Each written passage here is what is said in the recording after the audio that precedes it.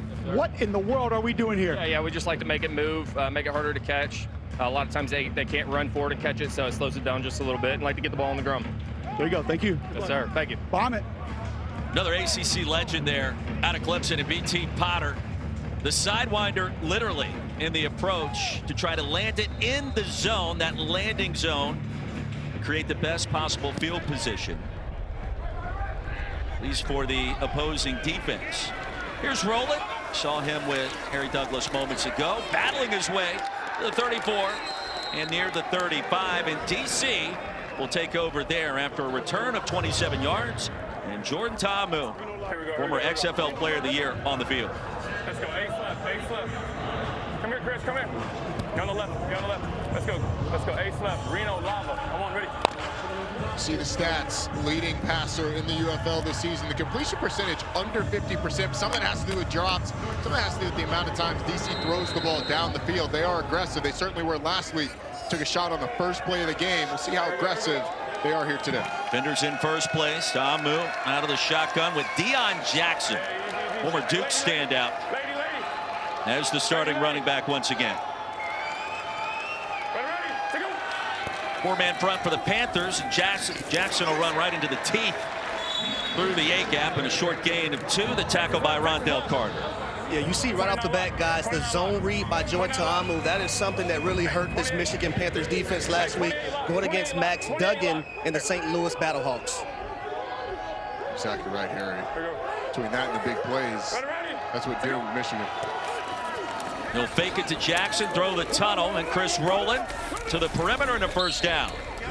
So a good play to get Jordan Ta'amu engaged. You mentioned the completion percentage. He's under 50% on the season. For the yards, the passing touchdowns have been there.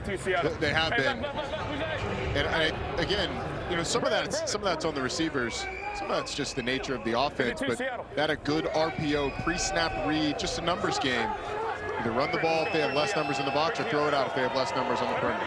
Fred Keiss calling ball plays for DC, and Ta'amu will set up the middle screen. Here's Jackson waving his way into plus territory, and a penalty marker comes in late. They got a foul. 3-yard gain. Holding. Number? Holding 77 White. Actually, previous spot. Holding. Offense. Number 77.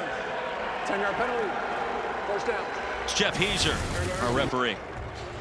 So Liam Fornadell's right here. He's going to come out and try and block Samson Nakua.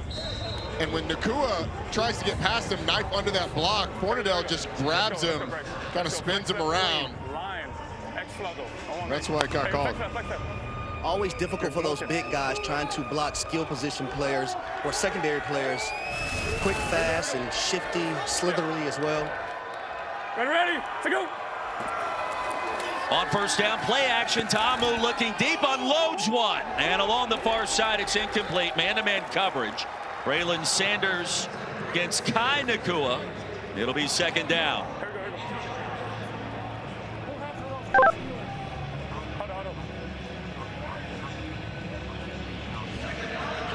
Toss crack.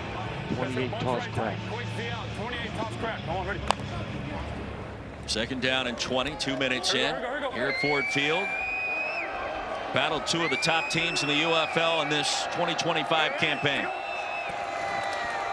Quick toss, it's Jackson again, looking for perimeter blocking. He'll get some of it across the 40. Frank Kinda a tackle to gain of 5. It'll be 3rd and long. The 2 tight ends there and tried to get the tight ends. You hear some 28 toss crack. Toss to the running back. The 2 tight ends blocking back inside. The 2 linebackers. It's a little bit of a gain. Now you get into a 3rd and long.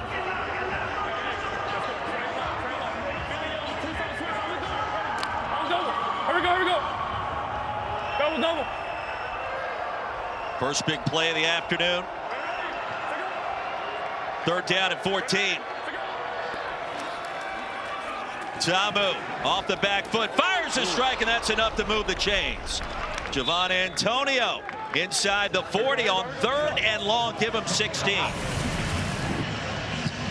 Just a really nice job by Jordan Ta'amu. You're going to see the clear out inside from Jaden Mickens. And then Javon Antonio just runs a dig route behind it. The impressive thing by Jordan Ta'amu is getting it in front of the safety who was bearing down.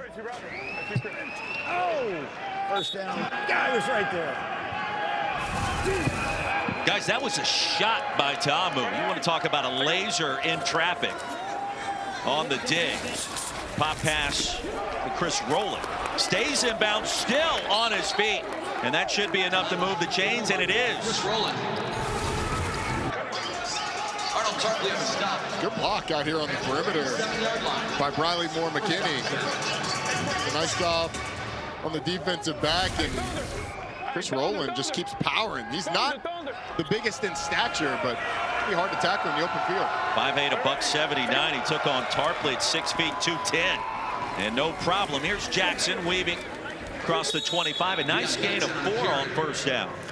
I tell you, Roddy, I love what Coach Kais is doing offensively to this Michigan defense. They're big, they're bulky inside. Go ahead and attack them on the perimeter, make them run side to side. We've seen some screens, we've seen a few perimeter runs, obviously challenge them down the field, widen that defense out, push them back down the field, and then try to get that inside run game going. Exactly right, Cole. It's a stout group. Getting on the edges has worked so far. Officially a gain of 5. Ta'amu looking and fires another strike to Jaden Mickens. That'll move the sticks again inside the 15. Genda a tackle, gain of 8.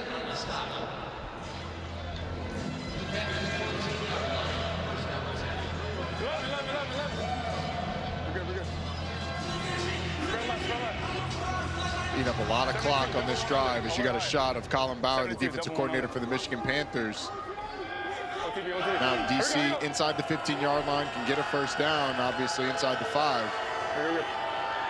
Defenders coming off that comeback win at Arlington a week ago, one of the top games of the year. And this time behind Braylon Sanders. It'll be 2nd and 10. If this ball had been on target, Sanders was going to be one-on-one with the safety. The nickel in the corner got confused on the route. Both of them took the tight end going outside. Nobody took Sanders coming in on the slant. The ball just behind him. 10th play of the drive coming up at 2nd and 10. Interim head coach Shannon Harris and Mike Nolan leading their respective organizations. Battle 2 of the top teams in the UFL. The late give to Jackson, and on 2nd and 10 he'll get about half that. So the former stand down from Duke, Atlanta, Georgia native. Extremely athletic, 25 for DC. That's what Colin Bauer told us right there, Roddy. We're a north-south team. And initially, Michael Mayetti, center for DC, has a tough time reaching that nose. Big 94 getting upfield. That forces the cutback early, and then, of course, his teammates helping him out backside. Hey, Colin Bauer mentioned winning with quick hands. Great job by the nose tackle there. They'll tighten up the formation on 3rd down and 6. Ta'amu to the flats, didn't need much, and stepping out of bounds near the line to gain is Sanders. Let's see where they mark it. DC takes this throw consistently in every single game. If you're playing off coverage, they're just going to work the leverage of the defensive back, try and get to that outside shoulder, and then turn on a speed out. Creates a 4th and short. They're leaving the offense on the field, but Braylon Sanders, a nice job of getting it close. It's DJ Miller, the corner. Well, it's a 3rd and 6 situation. It's a 6-yard out route, so I'm going to need him to get his depth on his route, so it's not 4th and 1. It could be a first down. Yeah, 4th and short. And a penalty marker comes in. Play clock winding down. Delay. And a little bit of movement up front as well. Delay again. Offense. 5-yard penalty. 4th down. So instead of 4th and 1, it's 4th and 6. And if you are Shannon Harris, you going for it? You kicking the field goal? You're kicking the field goal. It's unfortunate because 2 mistakes kind of cost you. One, Harry was talking about on the route, not getting quite deep enough. But 2, Jordan Ta'amu's at the line of scrimmage, alerting the offensive line and the offense to something at the line of scrimmage while that play clock runs out. You got to just operate quicker at the line of scrimmage. Here's Matt McCrane, a 28-yard field goal attempt, 13 of 16 this season. Right, we saw him bang home field goals from 66 yards in pregame warmups. And this one's going to be blocked. DJ Miller. And a couple of penalty markers down. Let's see what the infraction is. They get these 5 yards back. I think DJ Miller may have gotten an early start, guys. Open up your mics. Too, Harry. What do you got? You were first. Defense, offsides, number 14. After the play, 44 unnecessary roughness. Offense, so we're going to defense. So that'll be an automatic first down. We can enforce with a simple 5. You got to take the personal foul. Right, that's what I'm saying. We're going to make the defensive offside an automatic first down. Number was 44, personal foul, UNR. That's fine. We're still going to enforce the 1, 5 and a 15, right? Yes.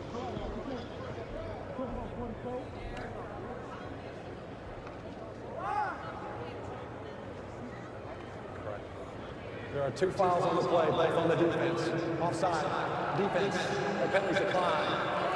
After the play, personal foul. Unnecessary roughness, defense, number 44. That will be enforced. Automatic first down. Cole, that was Garrett Marino. We know he always has something to say, it seems like, after a lot of these plays. He does, and we talked to Coach Nolan about him a couple of weeks ago when we had Michigan, and said he had been on his best behavior this year. He's a guy back. I watched him a lot at UAB, being a Birmingham native. It's just always extra with him, but you love it when he's on your team. He's the guy that you absolutely despise when he's not on your team. And Coach Nolan told us, man, there hadn't been any fights, hadn't been any extracurriculars, but a little extra after that play makes a big advantage for DC here. And we saw him deck Tykeem Doss. They're going to enforce both penalties. And now they walk that one back. It's interesting listening to that entire dialogue between this veteran officiating crew and what penalty would be accepted. Would it be both?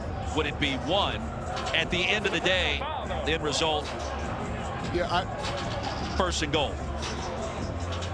Well, hold on. I don't understand this one now, because if it's a personal foul on the Michigan Panthers, why would it not be first down for the DC defenders? Let's ask Mike Pereira. Mike, can you sort this out for us? Because you had one penalty at the snap, one post-snap penalty after the stop. Can you explain how they're adjudicating this? Yeah, you can't take the post foul penalty, the post play foul, because then it was a 4th down play. Then it would be a dead ball foul after the change of possession. So the defense would then get the ball. So you have to accept the upfront foul, the live ball foul, which is the offside on the defense. And by the way, in the NFL, they don't combine. You have to pick one or the other. Live ball, dead ball, combine, and you get your choice of those 2. So on 4th and short, into the pile, and a sea of humanity for Deion Jackson. That was Mike Pereira in the Verizon Command Center. And after all of that, the Panthers defense holds.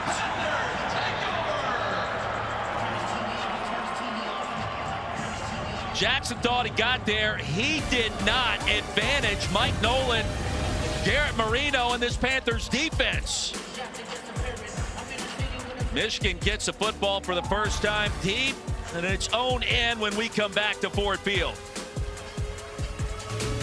Don't miss the action every weekend this spring. Visit theufl.com for tickets. Garrett Marino mic'd up on that 4th down gap scheme run.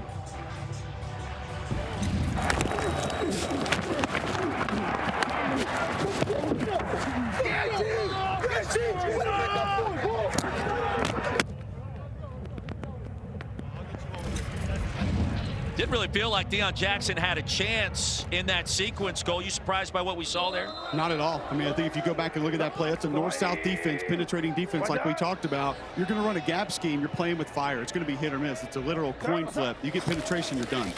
Panthers live up to the challenge. Toatawa on first down, weaving his way ahead towards the 15. And a 9-yard gain on first down for the former Nevada standout. Let's break. Stay there, fuck it. Bryce Perkins taking over QB1 full-time, no 2-quarterback system, as best as we can tell, according to Mike Nolan, our conversations with him this week, and straight ahead goes Tower. When we had Michigan earlier this year, Mike Nolan told us, we haven't had a guy take control of the job. We haven't had a guy grab that starting quarterback job. So right now we're operating with 2 backups. Well, I think the difference in the way the two quarterbacks played last week, Danny Etling came in and struggled through an interception that really cost Michigan, and Bryce Perkins played great. And that's why they decided to go with Perkins, who's been playing well this year. Etling from LSU, Perkins obviously from Virginia. Ottawa was working at a golf course a couple of weeks ago, now playing professional football. Gain of a couple, and that's enough for a first down. And I like the mindset right now from offensive coordinator for the Michigan Panthers, Marcel Belfay. He understands first and second down production is imperative going against his DC defenders, because you don't want to end up in 3rd and long. That's when they can do a lot of their exotic blitzes, and really those pass rushes can get after the quarterback. First quarter that's seen just 2 possessions so far. It's a 12-play drive by DC that ended on 4th and short. Handoff straight ahead. Anthony Hines will bring down Toa-Taua, gain of 6. The thing that's been most impressive since Michigan plucked Toa-Taua off a golf course to come play for him is his ability to not be tackled by the first defender. It's either making a miss in a traditional way, shaking and baking. It's really tough to tackle. You can see there, the defender gets him wrapped up, and he still gets 3 or 4 extra yards after first contact. He was in the middle of the fairway, by the way, when they extracted him from the golf course. I thought he was cleaning one of the carts. That was a tremendous drive by Taua. Play action, low pass. It's corralled by Malik Turner, who races ahead towards the 40-yard line. They'll stop him at the 38, a gain of 16. How about this for an RPO? You get the read on the zone read, and then Bryce Perkins has 2 outlets to try and get it out to. Dishes it to Malik Turner. Josh Proctor misses a tackle, and you get a nice gain on the first pass play of the game. Roddy, that little stick route with the slot receiver and the tight end immediately going out with the option for the quarterback to run, that's just wicked stuff right there for Marcel Belfay. But multiple defenders in conflict on that play. Turner did a great job, just reach down and get it. Higher throw this time to midfield again to Malik, and that will be enough for a first down, a 12-yard pickup.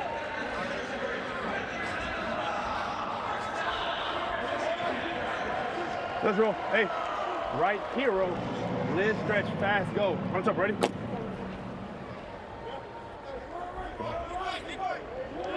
We use the E word with Bryce Perkins in our open. Efficient. I mean, last week, prime example, 21 to 25. Just takes what the defense gives him. Pump fake, wide open. Another big gainer. Jalen Moore knocking on the front door of the red zone. Shoved out of the 26. I'll tell you, Blake Williams, the defensive coordinator for the DC Defenders, he is highly upset with the safety. Playing too high shell, that safety has to get over to that sideline.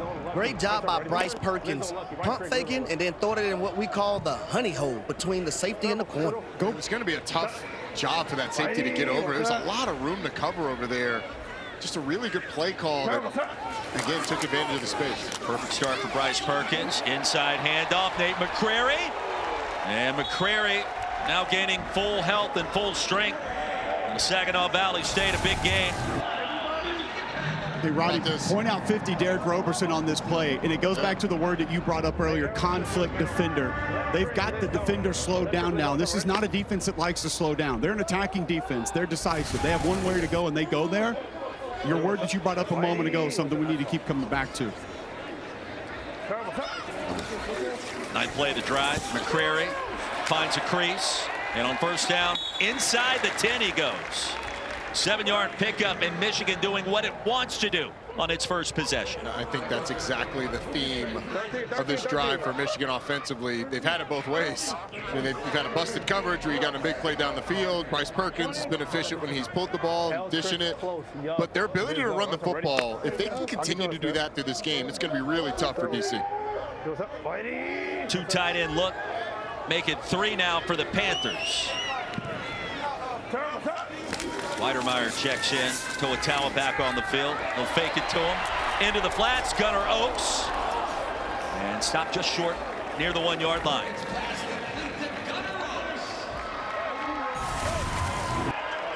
He's got all 3 tight ends to the left side of the formation, and Gunnar Oaks just streaks across. Little split flow action. They read it, pull it, and then dish it to Gunnar Oaks, who, again, conflict. You've got the guy that you're reading to hand the ball off. That's the defensive end. Then that outside linebacker has to decide, all right, am I going to vacate any run responsibilities to go take care of Gunnar Oaks? or do I stay close? And if you hesitate, Oaks is on the perimeter. Right, it's got to be toe-a-toe time. Straight ahead, left side, the second effort. And he got there. Anthony Hines, the third, could not contain the human bowling ball. And Michigan on the scoreboard first.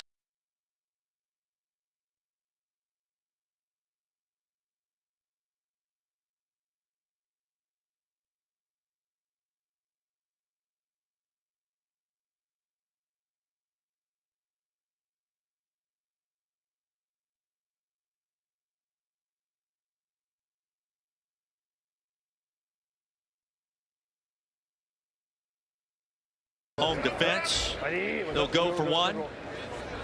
Can go for 1, 2, or 3. They'll fake it to Towa. Perkins off the pump fake. And an easy delivery into the end zone near that front pylon. It is 7-0 Panthers. Kelvin Joseph conflicted there, and Perkins made him pay.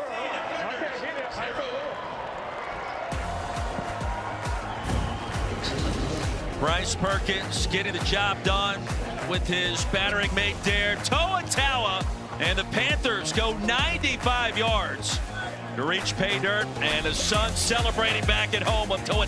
Right there, man. Our pops right there. I love you, man. Baby Ava, Longy. I know Masa out there watching too. I love you guys. Look at them, how pumped they are. Heck yeah, man. I love you guys, man. That's my village right there. That's why I do it. That's why I run so hard for them right there.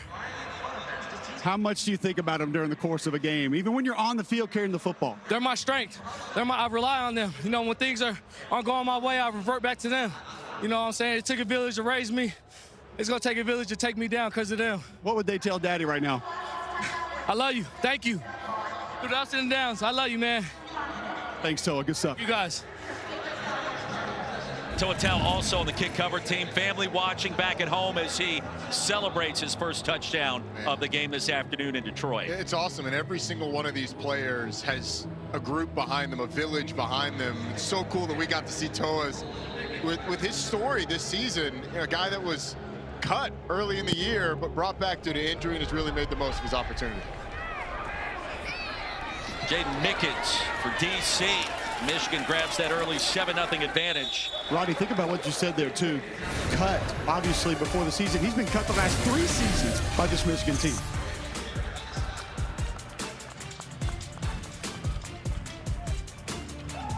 And the UFL brought to you by Discover. Look at one of the fantastic pizza joints here in the Motor City. And it pays to Discover. 2:04 remaining in our first quarter. Here we go, here we go. As DC gets the football back. Ready, to go. Abram Smith checks in at running back. Tom Moo's going to keep it. We check in with our sports betting analyst, Aaron Dolan. What's trending in the UFL? Aaron, what do we like? Well, guys, Tau was -102 to score a touchdown for today. And now that the Panthers are on the board, we're currently seeing them lay 5.5 points. But I want to mention this total. It closed at 43.5, which is the highest closing total that we've seen this season in the UFL. It's come down slightly to 42.5. And keep in mind, overs have been very profitable as of late, cashing in 9 of the last 13 games after they went 1-8 to start the season. So keep an eye on that total as well. Indeed we will, as Ta'amu picks up a couple on second down and long. Rondell Carter and Willikis combined to make the stop. Ta'amu did a good job just to get something out of that. It was hard play action. They were trying to take a shot down the field, well covered because of that. Maneuver in the pocket to get something positive out of it. Roddy, I would also say he did a great job of holding on to that football while that pocket was getting a little crowded back there. Trend in the UFL. There's been more points in the last 4 weeks. Heard Aaron talk about it moments ago. Defensive start for both sides after 2 long drives, and now a big play for Chris Rowland. Now, Rowland has been active in this first quarter. It's a first down for DC. There's confusion by Michigan defensively. No one takes Chris Rowland as he goes across the formation. It's man-to-man coverage everywhere else, but because of that motion from the right side of the formation to the left, nobody goes with them. They don't communicate well enough on who's going to take number 12. It ends up in a big first down for DC. Here we go. Time winding down in the first. Entertaining start at Ford Field. Ta'amu on the RPO and the pass low. It'll be second down. Just a little triple option play. Jordan Ta'amu's reading the defensive end, whether or not he's going to hand it off, and then he runs at that outside linebacker. And if the outside linebacker jumps out to the receivers, Ta'amu's going to run that. Outside linebacker stays with the quarterback. He throws it out wide. It's not completed, but that's just new age triple option right there. Well, it's what we see a lot from the Baltimore Ravens and Lamar Jackson. Yeah. End of the first quarter is here. 7-0 Michigan, but it's the DC Defenders on the move. You got to be on best behavior. It's like he was warned by an umpire in a baseball game for the bat flip, and you can't do that again. And Mike Nolan telling his star defensive tackle, nose guard, Garrett Marino, hey, you're on their radar, right? You got to make sure you watch and mind your P's and Q's. Sounds like what our producer tells Harry before the game. I think so. First play of our second quarter, second down and 10 for DC, the top-ranked offense in the UFL, and it's Chris Rowland. He's been targeted a bunch, his fourth catch, gain of 9 more. I'm really impressed with the growth of Chris Rowland. He has become a leader of this wide receiver group, especially with Ty Scott out. Third right now in receiving yards amongst the UFL. Yes, Rowland, it's Mickens. No Ty Scott, no problem for Braylon Sanders. Here's Abram Smith. That should be enough to move the chains. Hey, Roy, I'd almost love to follow up with Mike Pierre, just how real that is. Whether, I mean, we see it happen in basketball a lot, like Draymond Green, Dennis Rodman. I feel like they're always under a microscope with officials. Are there certain guys that they just do pay more attention to because they know there's going to be extracurriculars? Let's find that out. To the Verizon Command Center, Mike Pereira, VP of Officiating. Is that a conversation you guys have on the field when you talk about players that are a little too vocal, a little too chippy, Mike? It is, especially if it's ongoing throughout the season. A one-off instance, no, but when it's ongoing, yes. Dump off of the tight end. Bresnahan's going to have a first down and a lot more. Thank you, Mike. Into the red zone goes DC for the second time in 2 possessions. It's really felt like both of these offenses have been in rhythm, and a lot of it's driven by the quarterback. Michigan getting a little more help on the run than DC is. Jordan Thomas has been great, though. Gated 23, Abram Smith. Try to push the pile. And ahead towards the 17. Mutant a tackle. 8 left. 8 left. Reno Flame. Reno Flame. Hey, 8 left. 8 left. 8 left. Reno Flame. 8 left. Reno Flame. Already.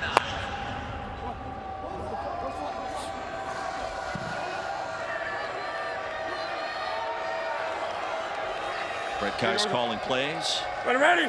Go. For the Defenders. 4-1 record coming into today. Deion Jackson. Tackled by Whitehead. Just a short gain of 1. That's it. It was just a really good play by Michigan defensively. Jordan Ta'amu had quarterback counter one way if he wanted it, or the running back with a hand to the running back on the perimeter. Ends up handed to Deion Jackson. Now 3rd and 7. It's a good job of Michigan of getting DC in 3rd and long. I would say behind Chris Rowland first and foremost. He's been the go-to on 3rd down. 10th play of the drive coming up for DC. Rowland's already got 4 catches, 50 yards, and a timeout called by the Defenders. Interim head coach Shannon Harris. Be 3rd down and 7. We come back to Detroit. Defenders trying to tie it up or grab the lead. When you pop open town, the great Stevie Wonder. Think about all of the electric sounds emanating from Motor City over the years, going back decades, Roddy. So when Apple Music came out with their top 100 albums of all time, decided that I was going to listen to all of them, do my own judgments. Got through 15, but that's not here nor there, neither here nor there. Songs in the Key of Life, my goodness. Obviously, I wasn't alive when it came out, but whew, that's an album for you, Roy. Tremendous. 3rd down and 6. Defenders on the move, an empty backfield for Ta'amu. With time, heaves it, end zone open. Did he haul it in for the touchdown? He did. Braylon Sanders over the shoulder. Second scoring grab of the season.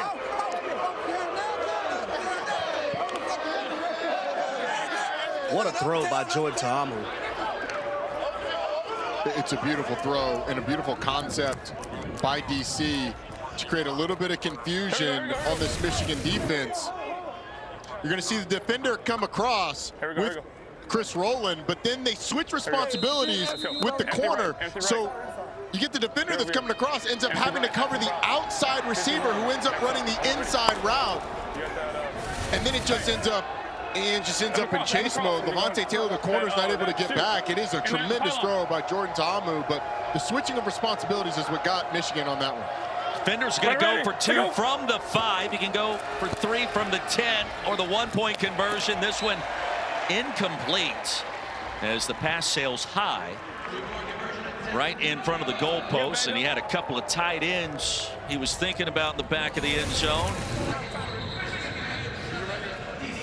You could not have placed this any better. I mean, if it's any closer, Levante Taylor's going to be able to get there. You can see Kendrick Whitehead, the defender, would come across the formation with Chris Rowland just chasing. He had no chance, and the throw gave Levante Taylor no chance. And that's, I mean, throws like that are why Jordan Ta'amu, this coaching staff feels strongly that he should get an opportunity back in the NFL at some point in time. He's been playing that well. Good job by Braylon Sanders as well. Ole Miss to Ole Miss there too, Cole. Yeah, I was going to say, Frank Ice, offensive coordinator, told us this young man should be in the NFL, referencing Jordan Ta'amu. And another great example there of how these DC tackles hold up extremely well. It's rare in this league, and Frank Ice told us it has been massive for them this year. This offensive line totally different than it was a year ago. Our wide receiver standout Harry Douglas with their wide receiver standout Braylon Sanders. Braylon, 16-yard touchdown catch on a corner route. Tell me what you've seen on that play from a coverage standpoint. We had a man coming in motion. I seen the corner that was over me bump over, and I knew the ball was coming to me then. Just get to the spot where Jordan gonna place the ball and make the play. Talk about your quarterback, Jordan Ta'amu, doing a great job of ball placement and putting air underneath that football so you can run underneath it. What do you say about your quarterback and how he's performed this season? One more time? Talk about your quarterback, Jordan Ta'amu, ball placement, and what he's meant to you this season. I mean everything. You know, when a quarterback can just place the ball where only you can get it as a receiver, it makes it easy on you. You know, you just got to make the catch. Good job, man. For sure. Xavier Malone racing out of bounds. Michigan gets it back now with a 1-point lead. And we've talked about Jordan Ta'amu. And Roddy, the completion percentage coming into today was below 50%. So far this afternoon, 9 of 12. He's been more efficient. I don't want to say more accurate. He's been there all year, but a little bit more today, I would say. They've been, and he's been on the same page as his receivers. They've caught the balls. He's placed them well. So if he continues this way, that completion percentage is certainly going to shoot up. What's up? Whitey, what's up? Terrible. Back to Bryce Perkins. He'll try a deep ball, man-to-man coverage, incomplete. A little face guarding there. Jalen Moore, the intended receiver, and Kelvin Joseph.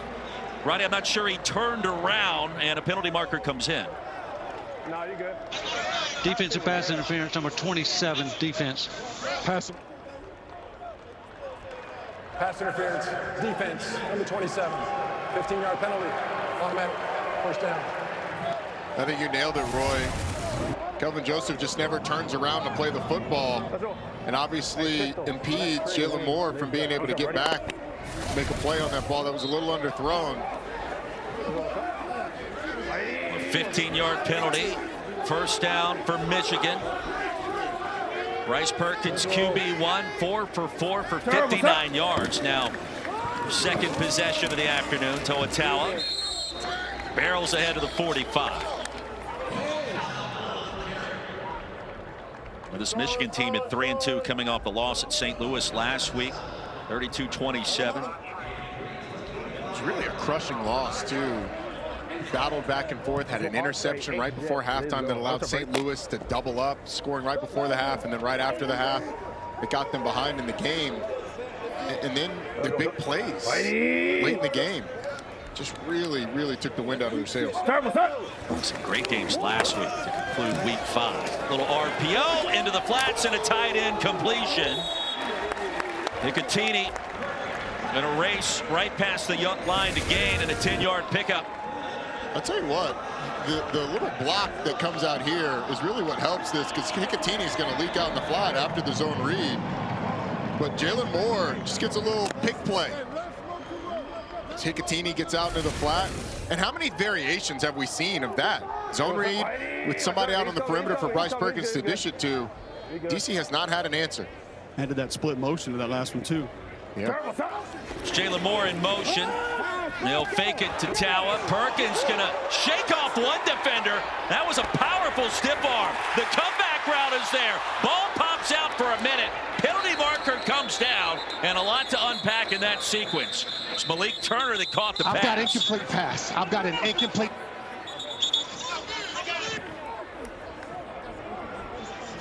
I got ineligible player downfield, number 69.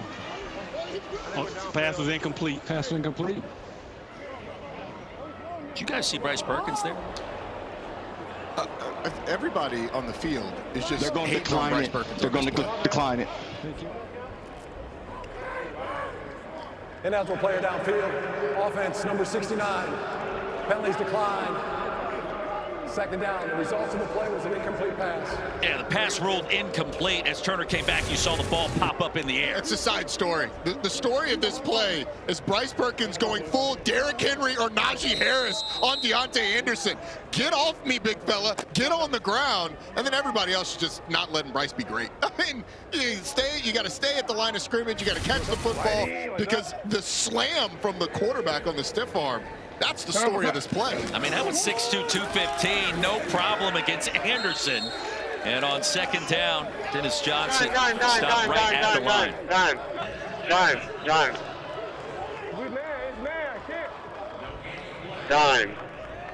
Dime. All right. Let's go. Peaches, torch, uno. Peaches, torch, uno. Peaches, torch, uno.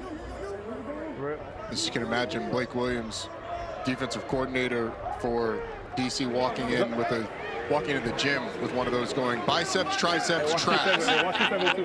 He's ready to play. Looks like he can play. See an outside linebacker.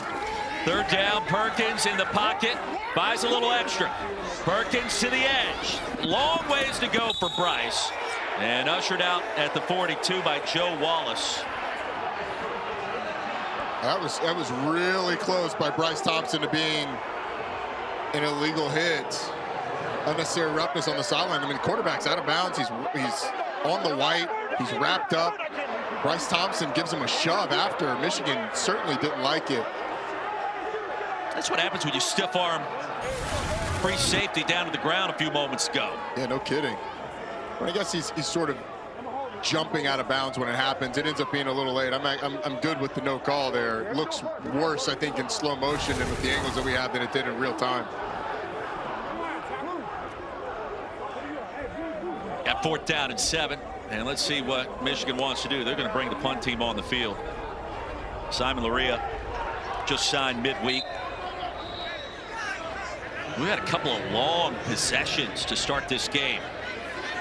Great job by DC, too, defensively, getting off the field on third downs. Number one, forcing a 3rd and long.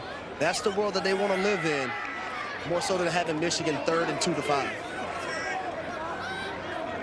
Mickens, who played his football in the old Pac-12 at Washington, UW in Seattle, drifts back inside his own 10. Big Ten legend. Can we call them that at this point in time? And we've had this conversation. Yeah. Delay game. Offense. 5-yard penalty. 4th down. DC should decline the penalty. But can we call someone who went to Washington a Big Ten legend? The answer is no, Roy. It doesn't feel right. We're going to, though. Yeah, we're going to. Well, I know what we can call him. We can call him a Super Bowl champion, because that's exactly what he is. Yeah. Winning the Super Bowl down with the Tampa Bay Buccaneers and Tom Brady and company. Had a little chat in pregame about that. It's back in 2020, wasn't it? That's right. Spoken by ACC legend Harry Douglas. We got legends all over the field today, don't we? Yep. Roy, you're something else. Hey, fellas, I got Garrett Marino down here on the sideline. You've been warned, so what changes for you now when you're out on the field? Just keep it in between the whistle and play smart. Keep it out of the mouth, like don't let the verb going, don't get the adjectives going? Yes, sir, none of that. It's business. That's not possible for you, though. I'm going to show you how it is. There we go. We'll see. I'm envisioning when Cole played at Auburn, he was like Garrett Marino. I don't know why. I could be entirely off base. Mickens going to be shoved out of bounds at the 5. And they almost and a punt of 41. Well. Loss of a yard on the return. Dent, part of the coverage. And Laria, nice job, signed midweek for Michigan. Well, during the entire game, so check that out right now on ESPN Bet. Erin Dolan, our sports betting analyst, and certainly we pay attention to her commentary during these games, in particular when it comes to the outcome of a drive. And we'll leave it there. Let's see what happens. Anticipating a field goal attempt. DC backed up. Handoff Deion Jackson. Frank Ginda tackle. And towards the 10, a nice gain on first down for the defenders in first place. Their first 2 drives, their last 2, they've marched basically 60-plus yards each time. They have. One ended in a touchdown. The other one ended in getting stopped on a 4th and short when they really had an opportunity to get the first down on the 3rd down play. Guys, we liked our conversation with interim head coach Shannon Harris this week. I mean, he's high energy, the way that he talks with his team, the way that he talks to the broadcast crew. He's kind of fun to be around.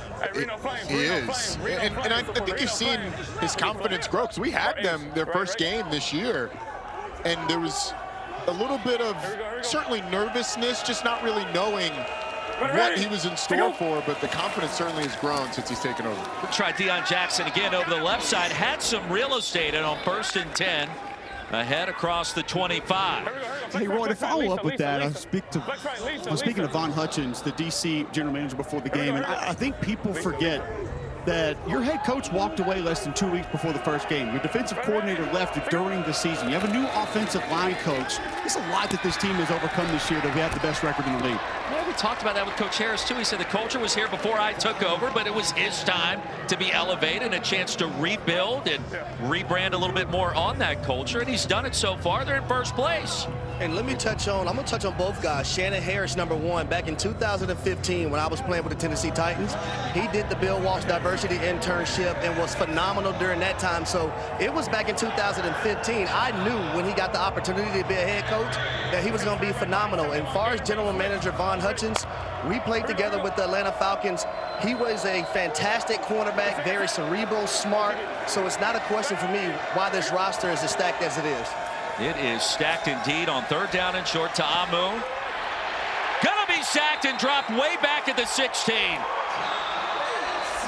Tafua got there, a loss of 10 on 3rd and short, and the Panthers stand up on D.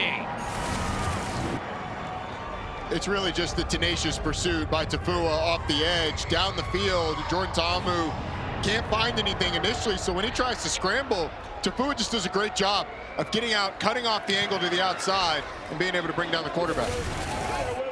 Well, the punt is away. Xavier Malone sidesteps 2 defenders, literally, and then brought down there at the 42. Head coach of the Panthers, Mike Nolan, is mic'd up for us once again today. I'm just saying throughout the game, just hear me out, quiet for a second, all right? It's just these 2 things. Once he's done with personnel, count our players. That's all you got to do. I don't need anything else. Hey, Burton, no, Burton, I can't lose you, buddy. Don't do that. Come on, get over there. Hey, you, get over here, come on. All 3 of you guys played college football. Harry, I'll start with you. How often do you have kind of a semi-confrontation on the sideline? Like, that's not something that's uncommon, right? No, it happens a lot, but you know, you expect your coach, your players to keep a cool head, work things out, talk things over, and then you just go back to playing football. It's nothing that gets drug out throughout the game and even in meetings the following week. Legal formation penalty backs up Michigan a couple of yards. Roddy, you played for Paul Johnson. I'm imagining he had some things to say on the sideline talking to his staff at times, just knowing Paul a little bit. There was a lot of, hey, quiet, I'm talking. Just because as a head coach, sometimes because of the emotions, you have to calm people down so you can tell them what the most important thing is in that moment. Toatawa, all kinds of speed and mojo. Powers his way to the 35. And he's talking a little noise to the safety. Hard hat and lunch pail. Watch what this motion does to the middle linebacker and the edge defender. They're both going to get widened out, and Toatawa is just going to cut back right where those two guys were. I mean, the motions and shifts have really caused this DC defense to be out of position, and that time they get gashed in the run game. He's going to pick up 20 yards. He's got 8 rushing attempts for 41 and the touchdown so far. I guess he's just a meat and potatoes kind of running back. You give him a crease, he's going to go north-south and get the job done for you out of Nevada. Well, for me, no nonsense. It's the hunger. It's understanding that he has a family back home he has to take care of. A guy that's going to take advantage of every opportunity that's given, or I won't say given, that's presented to him. And I just love to see players when they capitalize off these moments. And when he sees a gap, there's no dancing around. There's no second guessing.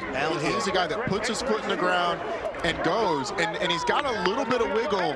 He's got enough wiggle to get on the edges of defenders. And he's so stout that he's hard to tackle if you don't have your body behind him. Turner sets up in the slot after movement, and he'll get the pass. Hit hard out of bounds, and crashing down quickly is Bryce Thompson from Tennessee. It's a pretty nice play by Bryce Thompson. Had to navigate some trash and then came up to make the tackle. And these are the situations that DC wants Michigan in. 2nd and long. When Michigan's been at its most efficient, it's been 1st and 10, 2nd and 6 or less. And then you get 3rd and short. Here you've got a 3rd and long.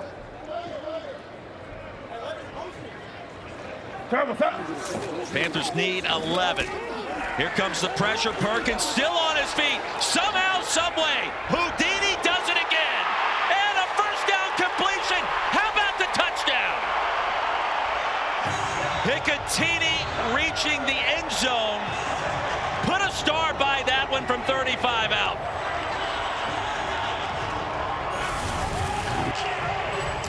Well, the blitz is going to come from the edge. You're going to get the tackle going inside, and then Bryce Thompson is going to be this defender out here. He's going to come inside and have a free hit at Bryce Perkins, but he's not able to bring him down. I mean, he is so hard to tackle in those situations. His balance is incredible. He keeps his eyes downfield the whole time, and Cole Hicatini is just waiting for his quarterback to get free, see him, and then there's nobody around. That is, you said it, put it on the highlight film. When you're sitting in the reel for Bryce Perkins for MVP, that needs to be the first play. This conversion attempt brought to you by Ortho Home Defense. They're going to go for 1.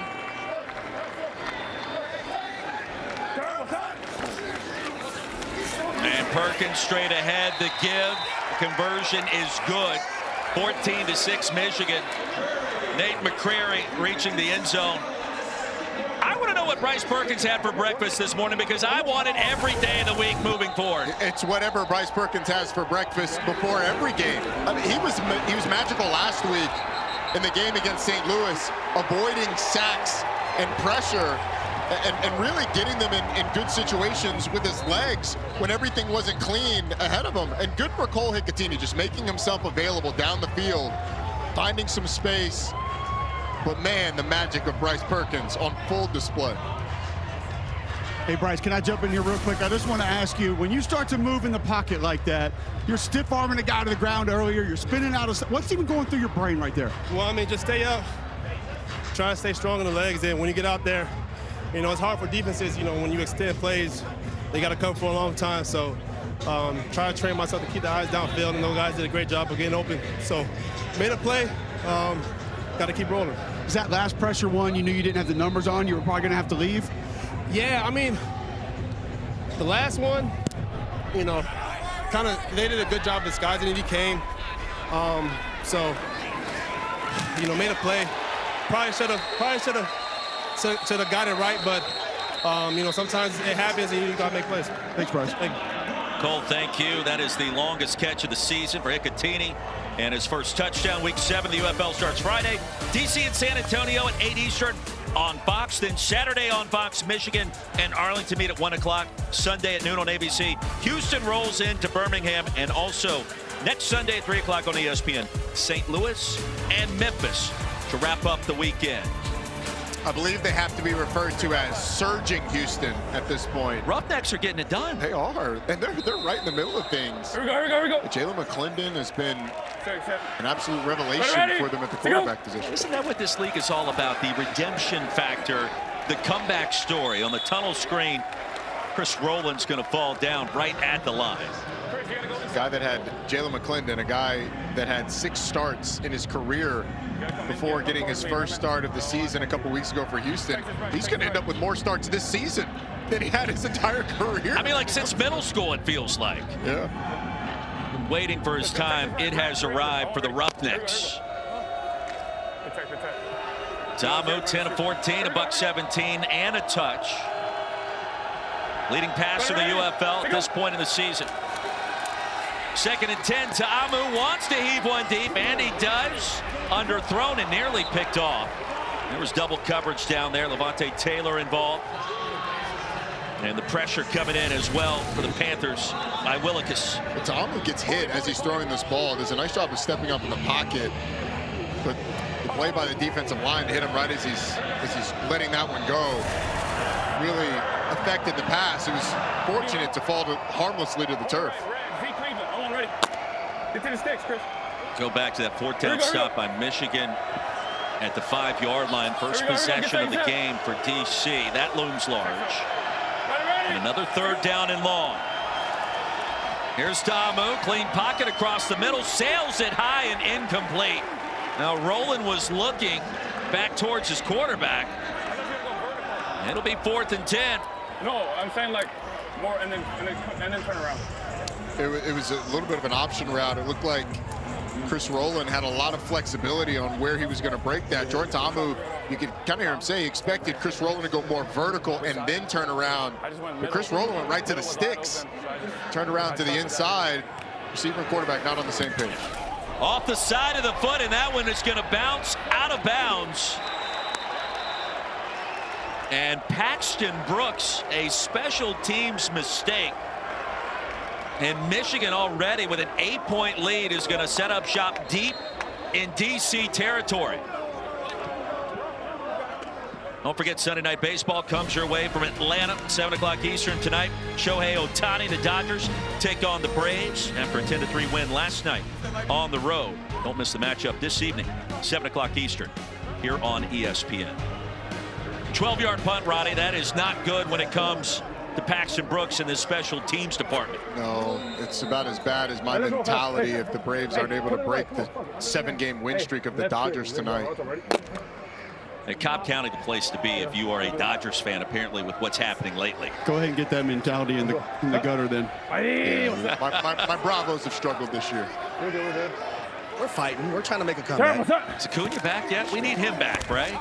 No, he's just tweeting. Perkins.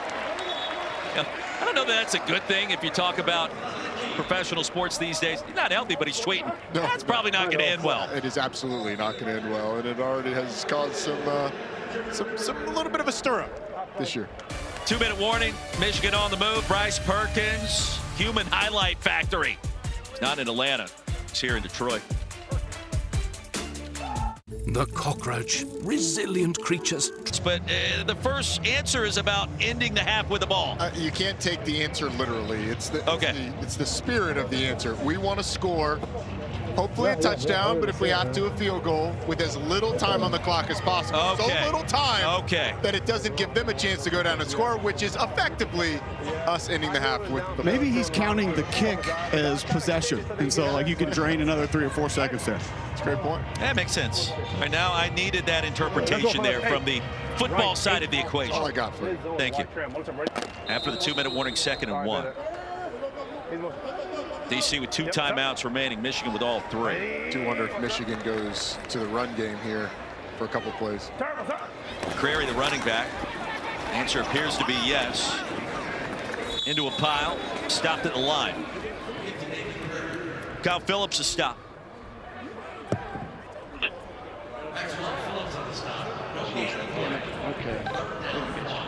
Here we go. Right trips to Zorro, lives on Snob.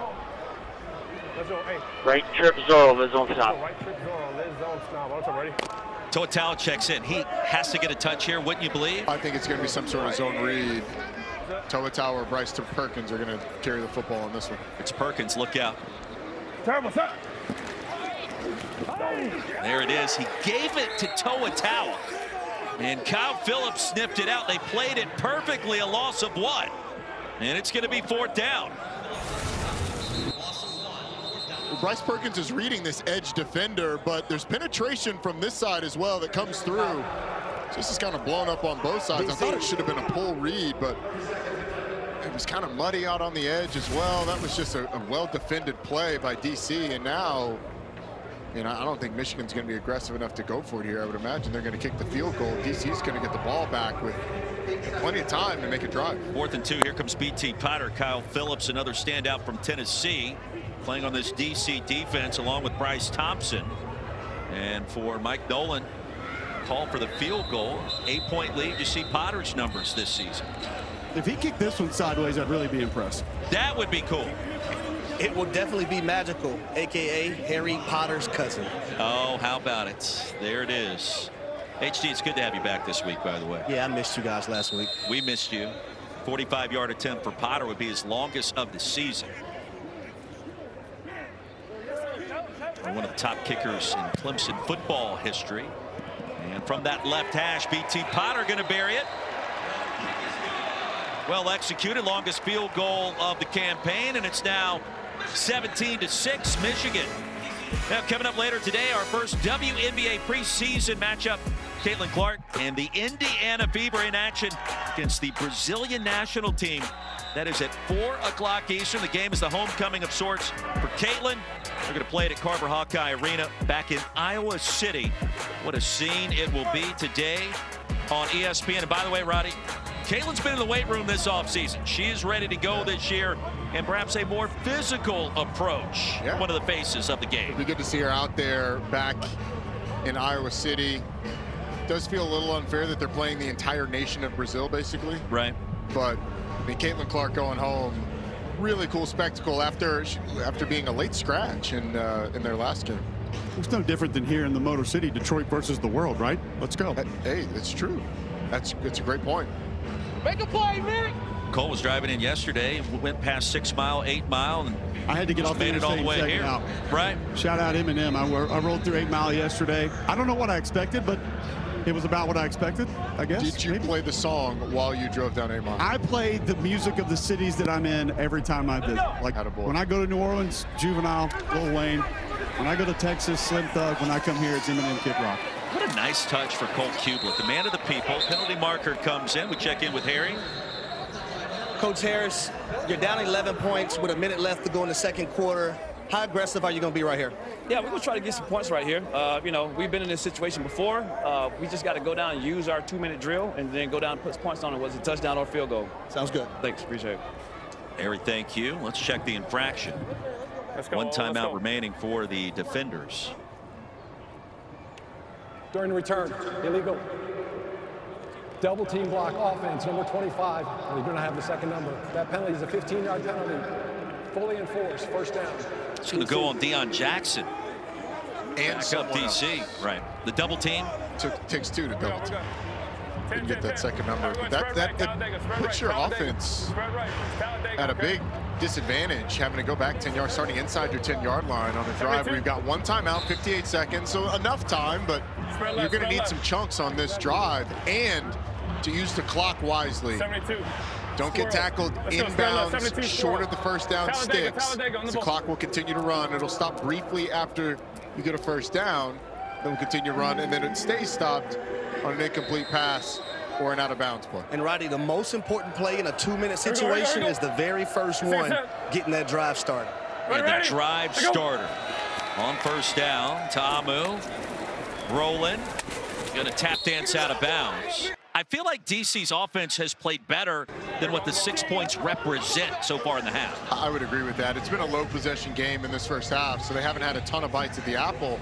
But that first drive, getting stopped on the fourth down, really, I think when DC looks back, that's the one they're going to look at and say, we should have gotten points out of that one. Ready, to go. On second down, clean look for Ta'amu, and the pass incomplete. Now the coverage on Antonio was there from Levante Taylor, and suddenly it's third down. And Taylor remains down on the playing surface.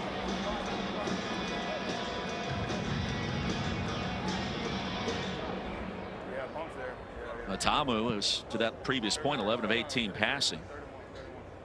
He missed Roland a few minutes ago in the sequence that we talked about. Meanwhile, Taylor being tended to. Played his college football at Florida State, 3rd year with the Panthers organization here in the UFL. He's able to make a nice play, just breaking up the pass.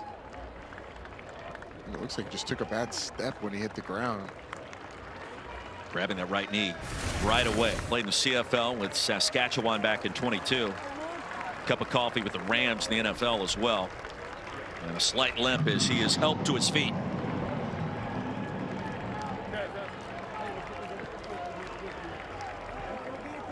I'll tell you right now, 3rd and 2 situation right now. Your starting cornerback, Levante Taylor, has gone out of the ball game. I'm thinking about going to the side where he's exited the ball game, and the new corner is now in.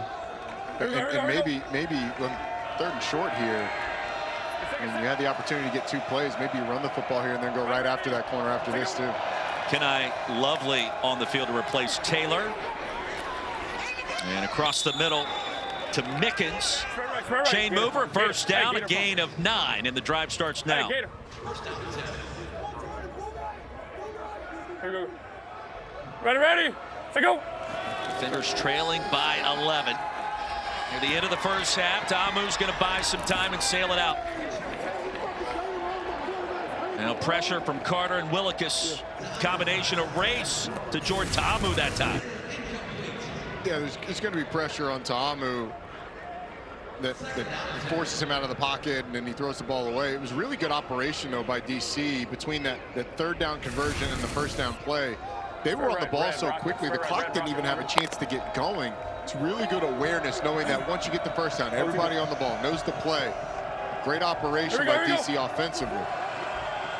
Carter, the former FCS All-American at James Madison, where the Dukes transition to the FBS ranks. That ball was tipped, and was it picked? Was that clean? Whitehead Jr. feels like that's a turnover. This officiating crew indicating otherwise.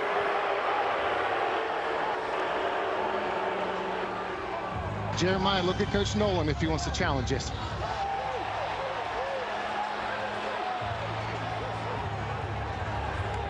We cannot have a challenge. We're inside of 2. Ball's going to be thrown to the left side.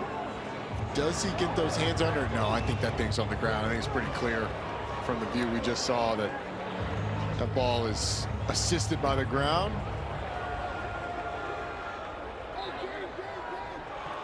Yes, yes, yes! That's a catch! That's a catch! That's a catch! Penalty marker comes in on 3rd and 10. 29 seconds to go in the half. 7-0. 7-0. False start. False start.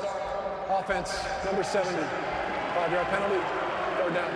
6th infraction called against DC. That was Yasir Durant from Mizzou. 3rd down and 15. And now how aggressive are you if you're DC? 3rd and 15. You just had the ball almost picked. Michigan does have 2 timeouts. I mean, if you're DC, I think you run the ball. Try and pull one of those timeouts. If nothing else, punt the ball away. Michigan going to get the ball back with 20 seconds left, 1 timeout. Feels like a draw. Instead, Ta'amu across the middle. And a conservative play call to Mickens. Noah Dawkins, the tackle, a 7-yard gain on 3rd and long. And a timeout called. I used a timeout. If you're Mike Nolan, what do you do here? Let's find out. Timeout, guys. I got a timeout. This is a timeout. This is a timeout. Okay. If we get, hey guys, hey, listen up. Let's secure it, okay? Listen, if it's a bad kick at all, let it go. We go in at halftime. Got me? Okay? Everybody good on that? All right, let's go. No, it'll be we run a return. All right, Marcel, do you hear me? I'm going. Just gonna. So we might get it, we might not. We'll see what happens. You got 1 timeout. 1 timeout. I got my flag, right?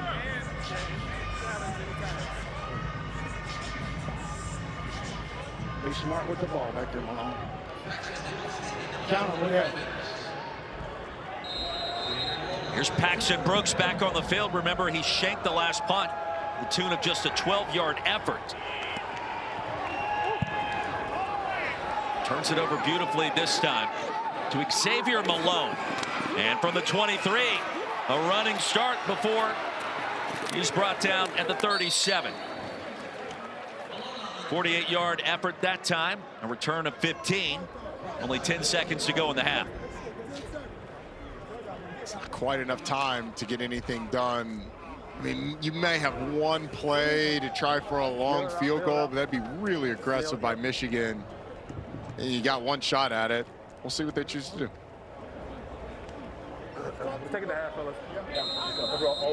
There's your answer. Quick third. I love it when the actual team, players or coaches answer our questions. I know. It's like they've got microphones or speakers in their helmets where they're listening. Victory formation. Panthers, one of the more impressive halves of the season. At 3-2 coming in, and so far handling first place DC. The defenders at 4-1 in Michigan, awfully impressive, protecting the home turf here in Motec. 17-6, start of our second half here at Ford Field. And Michigan, we mentioned the 2-for-1. They ended the half with possession and now begin the third quarter. In the landing zone, Xavier Malone, good field position, barrels his way ahead to the 36. Check in with Cole Kublik. Guys, had an interesting conversation with Michigan Panthers defensive coordinator Colin Bauer coming out. I asked him, and we talked about this, those defensive ends, the edge defenders for the Panthers defense, are they playing flat, playing slow, kind of stationary, intentionally? And he said, yes, we were too aggressive with that a week ago. We want to put the onus on Jordan Teamu to make him make decisions. And guys, I tell you, I think he looks a little more confused with that than maybe he would if they were switching it up, being a little more aggressive. It's a good call. So much of what they allowed in the run game last week was Max Duggan on those zone read plays. Nice job tracking that down, Cole. It's talking about the adjustment. It's back to Perkins and back to Toa Taua. 2-yard gain on first down.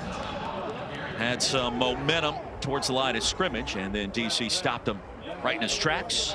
Kyle Phillips met him first. I mentioned his name a couple of times in that first half, had a sack and was very disruptive. Feels like, too, DC, Rodney may be in search of a big play from somebody somewhere to kind of spark this team. That's a big possession for them defensively. Terrible. Clean snap for Perkins. He'll step up in the pocket and take off, and Bryce Perkins ahead towards midfield. That's a first down.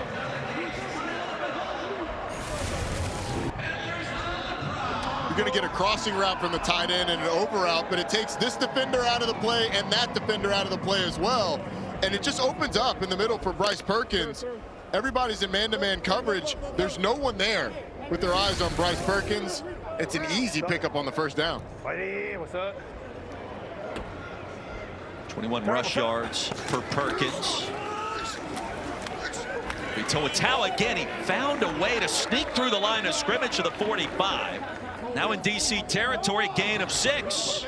And guys, I would say this, when it comes to rushing the passer, and specifically Bryce Perkins, as a defensive line unit, you want to make sure that everyone is on one accord. You don't want to try to win one-on-one battles and be ultra aggressive, because it'll open up run lanes, as we just seen on that 2nd and 7 play.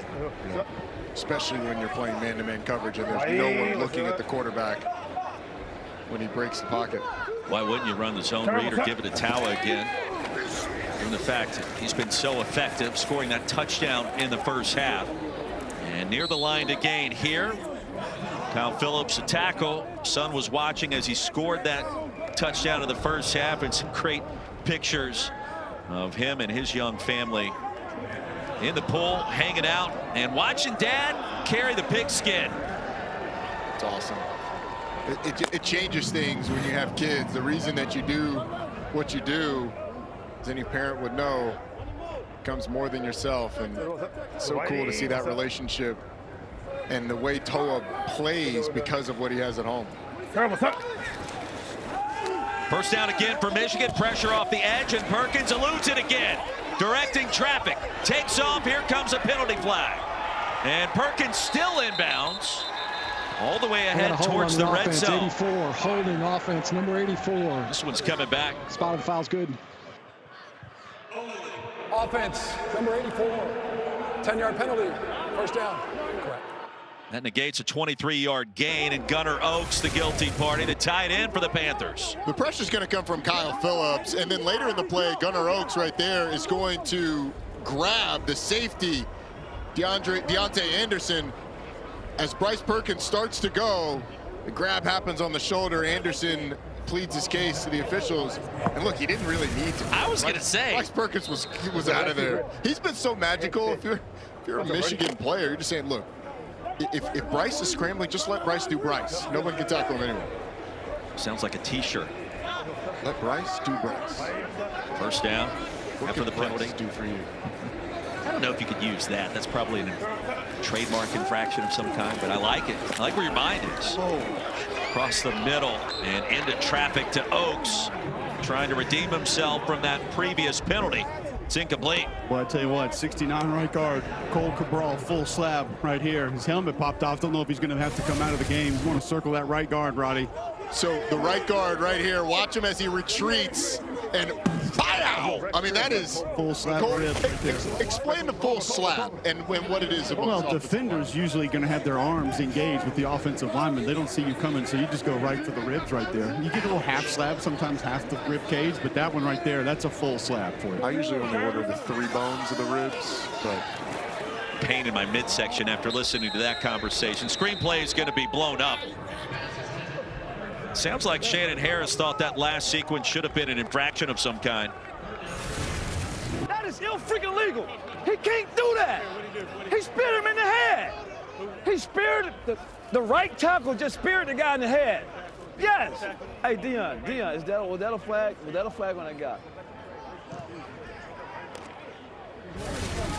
If he wants Coach clean that up. Well, if he wants to talk about the right tackle maybe going to the ground with it, but I have seen actually illegal roughness on a offensive lineman do that once in my life, but not a penalty. Cole, that was freaking legal, by the way. Yep. Perkins behind the line of scrimmage, now takes up, still on his feet. On third and impossible, it's Bryce Perkins again. You good? I know. You good? I'm good. Should be hitting the ass.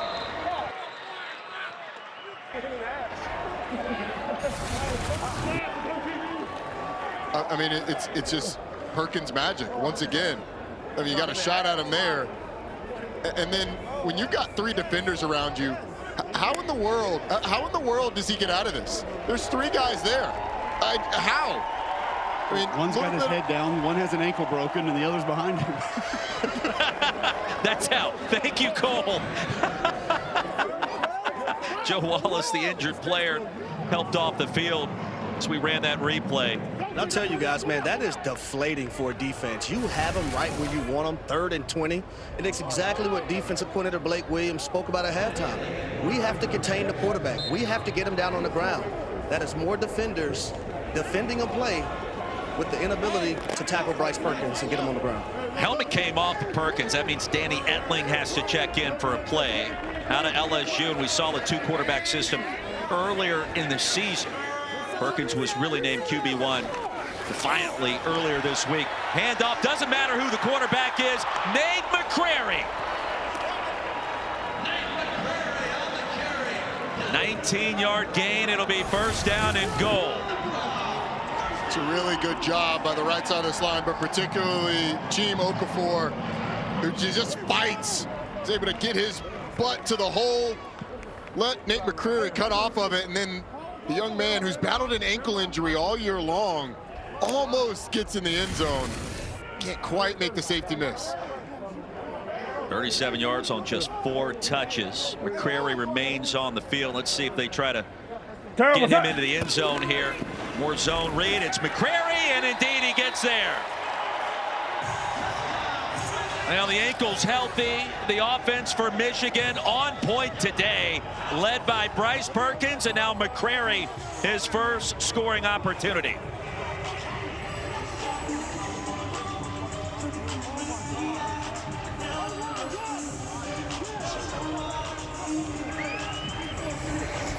Drive by Michigan. Statement at the beginning of the second half, coming out, Went right down the field, putting the ball in the end zone. Wait, yeah. Hey, come here. Hey, up here. Hey, flip. Let's go. Let's. 1-point conversion attempt, 23-6 ball game. After this first possession for a second half. We're good. The Panthers overcoming that holding penalty. Perkins has overcome everything, and he does it again. Buying time to Malik Turner. Conversion is successful. 24-6. You guys working together really well on that drive. Jim, first and foremost, when you get the full slab from your guard here, how does that feel?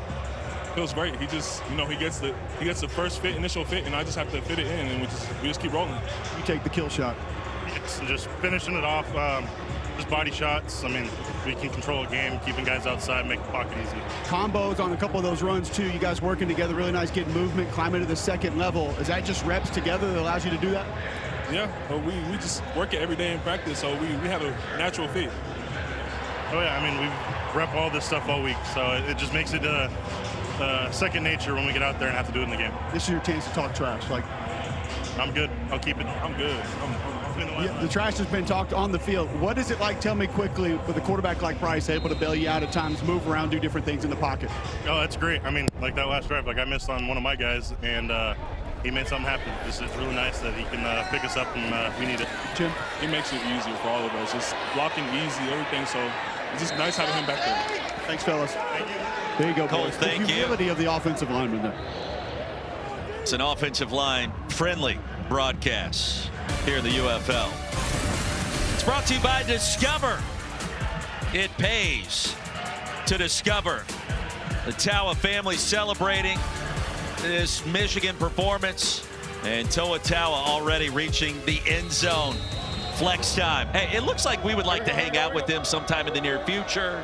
I don't know where they are, but it looks very warm and tropical, and it looks like they're having a good time. I absolutely would accept an invite. I'm ready to have maybe an early dinner with the Tawas, as Deion Jackson's going to rumble ahead towards 35, and Tarpley brings him down a 9-yard gain. Look, if you're DC offensively, a lot of time left on the clock. Hey, Z-Cross. But establishing some semblance of a run game, I think is going to be important. Just being balanced so that you can hit some of those shots off of play action that they love to do to take shots downfield. Second down and short. Play action. Tamu wants to heave one deep again. Wide open is Roland. Here comes DC, and a touchdown for the defenders.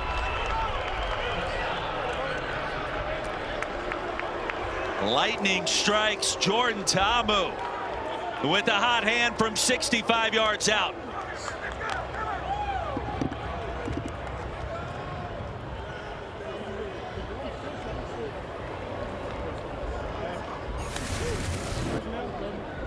Well, you're going to see the safeties split to the top of your screen, and then Jordan Ta'amu just delivers a magnificent ball to Chris Rowland, hits him right in stride, outruns the safety, Arnold Tarpley III. And how about that for a response? Couple plays, a quick touchdown. DC is going to line up to go for 2 from the 5-yard line.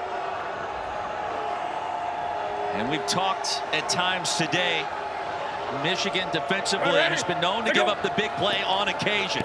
We saw it there. Give them 2 more. 24-14, and the defenders are right back in it. Bradley Moore, McKinney catching the 2-point conversion.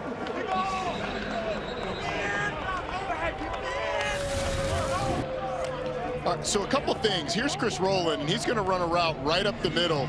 It's cover 2 on the back end, so these 2 safeties are responsible for the deep halves, but the outside release of the outside receiver pulls that safety away, and then this safety gets caught on the inside route looking in the backfield. And so Chris Rowland just ends up wide open down the middle of the field. It's a really nice job with Jordan Ta'amu looking off Arnold Tarpley III, that safety to the boundary, to get him to move a little bit more towards the boundary to free up more space for Chris Rowland. But a nice play call against that coverage. You want to attack cover 2 between those 2 safeties. And then the outside release in the eyes of Jordan Ta'amu, who's one of them, and you get a lot of space for a touchdown. Hey, Roddy, you and I talked about this before the game. Where was Jordan Ta'amu at the beginning of that play? Where was he? Under center. Yes, he was. Yeah, hard play action. 6 plays under center last week for this DC offense. All of them were hard play action. Yep.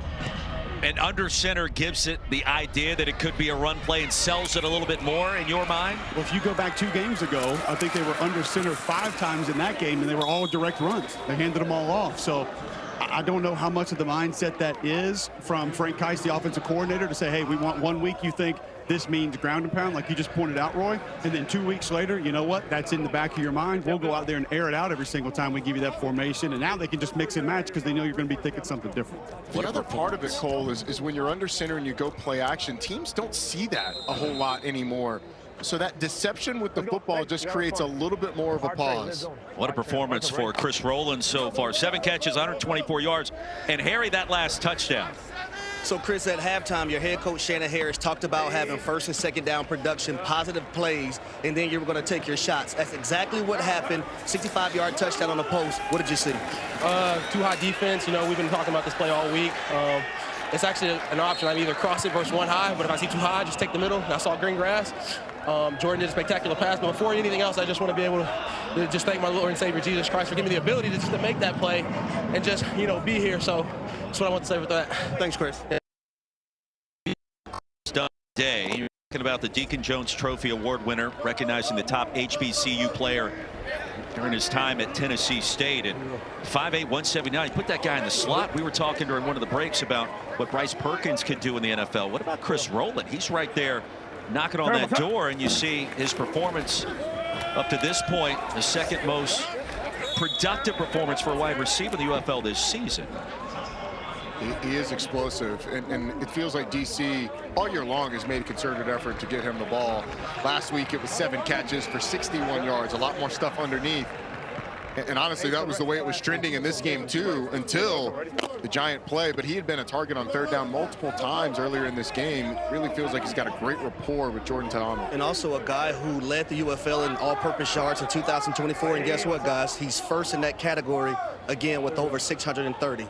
Not including the yards today. Yeah, Harry, just turn on the film. Watch this cat and his production. Here comes Michigan again. Siaosi Mariner. Well, it's the first time we've called his name today after 111 receiving yards a week ago. Give him 9 and a first. It's a really nice little stick route from Siaosi Mariner, finding a soft spot in the zone. You're right, it is the first time. It's been much more by committee today from Michigan, other than Bryce Perkins. He has been the chairman of the committee. I want to be the chairman. You are. Your own committee. I don't feel like it. Very small committee, a short one. First down play action, Perkins. So dangerous here. Back across his body. There's the tight end. And another big play to Gunnar Oaks. Into the red zone. It'll be a first down grab and a gain of 34. Gunnar Oaks starts on this side, and you're going to see him just wheel up. It's man-to-man coverage, and because of the play action, Bryce Perkins creates a little bit of time drifting away from the pressure, and Oaks on the linebacker just ends up being a mismatch. Excuse me, that's Deontay Anderson. He's a safety. I'll tell you, step behind Gunnar Oaks. Guys, going to Disney World, they ask you, where do you make your magic? They need to ask Bryce Perkins, where does he make his magic? It is self-explanatory. On the football field, baby. Yeah, it's outside the pocket. Meanwhile, the A-gap run, and Toa Taua plows his way ahead towards the 1. It's going to be first down and goal. I mean, Perkins gets outside the pocket in this game. Something magical, something special is going to go down. He's been on fire all game long. And look, it's not just him escaping from pressure on that last one. That was an absolute dime. Yes. Dropped in the proverbial bucket. And he knew where he was going. It's being deliberate. Like he talked about when we talked to him pregame, getting comfortable, being in rhythm, being decisive. The quarterbacks start thinking, that's when bad things start happening. And perhaps this game will be a little higher scoring than anticipated as Taua will be bottled up. He's going to lose a couple of yards. Elvin Joseph able to bang his way through. Second and goal. a little higher score than some of you guys anticipated. Although this is a big couple plays for my record in the betting area. Our humble analysts here in the booth. Roddy Jones anticipating more points in this one. Hello.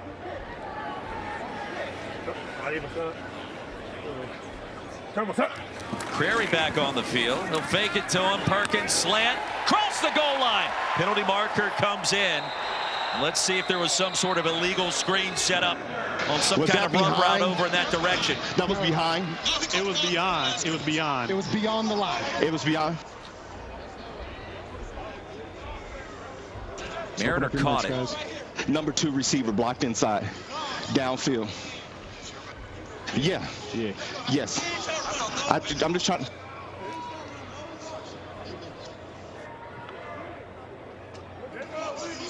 Yes. Pass interference offense. Pass interference, offense, 10-yard penalty, second down.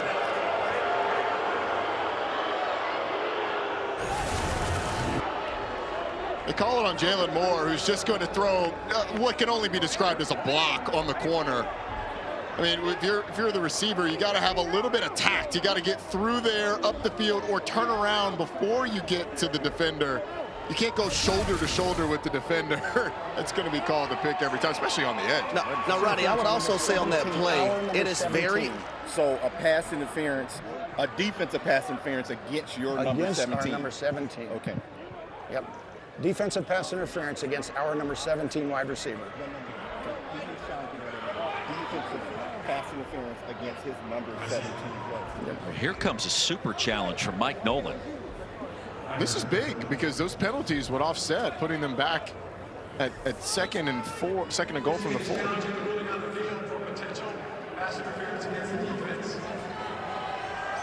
Okay, so we have a couple things to look at here, Jeff.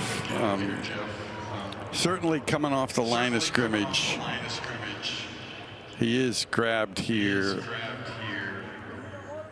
but that ball is still in the hands of the quarterback when he's taken to the ground.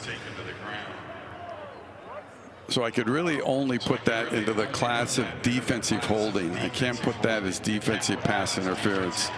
And since it was defensive pass interference that was called, that was challenged, then I'm going to deny the challenge because there is no defensive pass interference on the play. The score counts. That is correct. You have to be specific in the challenge. Mike Nolan challenged that it was pass interference. It ends up being holding. DC is charged his first time out. The results of the play is a touchdown. Semantics are important, Roddy. Specificity is key, Roy.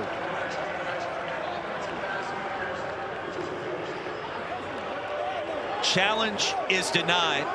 OPI, the ruling on the field, that obviously stands. So the penalties do not offset because of the specific nature of the challenge, and it was incorrect. Well, that's a lot to process, but that has been a point of emphasis in the UFL. If you're going to challenge, you have to challenge the specific play, the number, and the infraction. Back to the Verizon Command Center. Mike Pereira, your thoughts on that sequence? You're exactly right. And the idea of the super challenge will let you challenge everything. But if we're going to do that, you have to be specific. And so he has a strong case for defensive holding there. But since it was defensive pass interference and that holding occurred before the pass is thrown, I can't put it as pass interference. And so therefore the challenge has to be denied. Snap gets away from Bryce Perkins. This time he's unable to elude the pressure. And brand new life for DC. Roberson sniffed it out. I mean, this is a Michigan offense who just had second and goal from the 4. And because of an offensive pass interference and then the snap that gets by Bryce Perkins. And look, I'm gonna be on the defense of the center a little bit here. I don't think the snap was that bad. It may have been a little hot, but Bryce Perkins got his hands on it. Noah Johnson, Roddy, I'll say Noah Johnson's ball gets back there quick. I've watched him warm ups the 2 times we had him actually, because we interviewed Danny Etling in the pregame 3 weeks ago when we were here, and I was like, man, those are coming there hot. And he was like, no, he doesn't waste any time. He gets them back there. 3rd and goal from the 28. And Perkins will take what he can get. Ciosi Mariner lassoed out of bounds near the 13. I do agree and it was with you on Kelvin Joseph. Sorry, Roy. Do agree with you on the accuracy, though, Roddy. I mean, quarterback's got to handle that one. Cole, I got your back, man. I mean, I saw you yucking it up with your O-line brethren. I mean, it was like a Swiftie at a T Swift concert, your energy there. You were happy to be back home with your guys. A little more physicality, but yeah. It's an offensive line friendly broadcast. I'll remind our viewers at home. BT Potter on the field. 4th and goal from the 26. And Potter an attempt a 36-yarder here.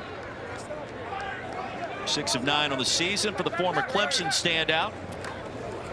Michigan trying to increase its lead after that possession went backwards, and it cannot. And a win for DC. The penalty marker on the field. Leaping number 9. Leaping number 9. The try with the field goal is no good. Half before we act enforcement.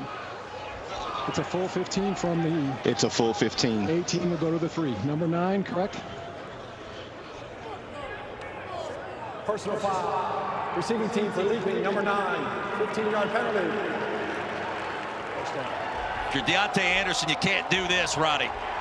No, you absolutely cannot. I mean, you've got him stopped, and he's right behind the goalpost. He's kind of hidden right now, but he's going to jump or attempt to jump over the offensive line, contacts the long snapper and an offensive lineman on the way.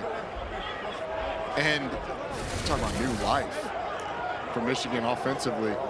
I've seen some of those leapings attempt to be hidden to a certain extent. Have we ever done that? That's egregious. Egregious would be an understatement. So instead of the missed field goal from 36 yards that wasn't blocked, Potter missed it wide left. They're going to move the football inside the 5, and the infraction makes it 1st down and goal. What a mental error. What a mental mistake there. Well, let's do that whole sequence all over again. Deja vu, if you will. Perkins pulls it away. Perkins sandwiched down to the 5. So he's going to lose, too. It'll be 2nd and goal from there. Well, I mean, who wants to score or get the stop on this drive?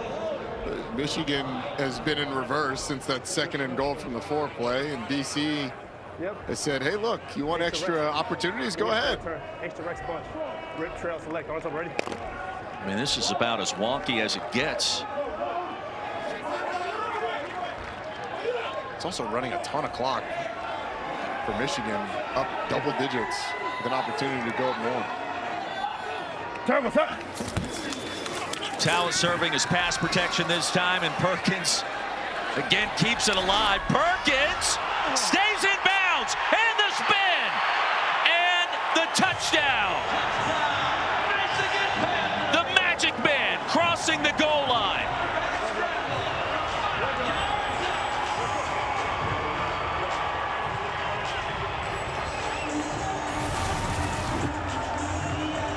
I mean, it's not great tackling by DC defensively, certainly, but let's just marvel at the magic that Bryce Perkins has provided today.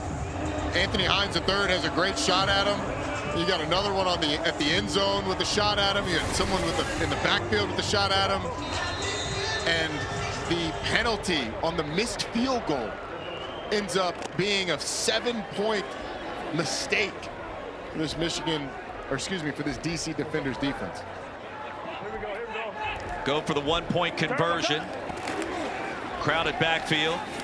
And Toatawa upended short of the goal line by Anthony Hines.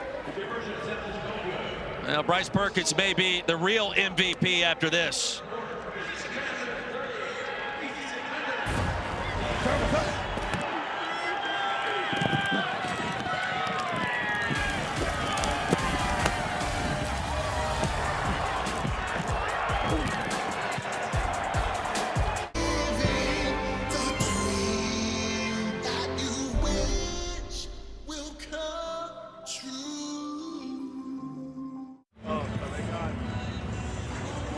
Welcome back to Detroit Rock City. One of the coolest things about the UFL, we have iPads. We can watch the plays and we can see them. This one on remote.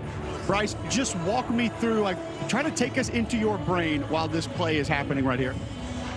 Yeah, no, they did a good job of covering down. I was trying to work backside, but then No.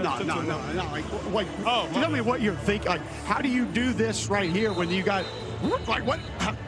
Yeah, I mean, try to stay strong in the legs throughout, all year. Those plays come up, man. Just how about the circle button before the end zone? Man, hey, those big guys, coming down full speed like that, it's hard for them to stop. So to try to make a play, man, when you're that close to the end zone, got to figure out a way to find it. So all glory to God, man. We're not done. We got to keep going. Spin move to get into the end zone, or the stiff arm putting a DB on his back earlier in the game? Man, the spin was pretty nice because they ended the score, but at all costs, man, I'm just trying to. Those big guys weigh a lot. I just don't want them to tackle me. Let me ask you this real quick. Honestly, are you in the zone right now? Yeah, man. I mean, I think I feel good, play good, I'm calm out there. Coach is calling a great game, and the guys are fighting too. So we know that this game was going to be a hard game. Just so when the competitive nature comes out, you got to attack it. Thanks, Brian. Thank you. There you go. Now trending in America on social, Bryce Perkins. I mean, he's 10 of 13 passing for 157 yards and a touchdown. He's got 55 carries and a touchdown on the ground. And I don't think that tells the full story of how good he's been, because he's been throwing defenders all over the place, spinning off of them, at times jumping over them. Like, this dude has been, he's in what they call a flow state. We've all played with amazing players. Like, Harry played with obviously one of the greatest receivers of all time in Julio Jones. Like, I played with Rudy Johnson. There's not many guys that you watch play football and we sit there and say, how? And that's what I've done with Bryce Perkins today. Play action and ahead to roll, and that'll move the chains. And that last touchdown, Aaron Dolan, our sports betting analyst, critical for some watching as another over hits in the UFL. Well, Perkins was plus 125 for any time TD, and like you just mentioned, the over cashes once again, and the over in the UFL has now gone 10 of the last 14 games after starting 1-8. And typically we were seeing these overs at the beginning start cashing at the final minutes, but now we're starting to see it in the third quarter, sometimes even in the second quarter. So again, the public winning on the over for today.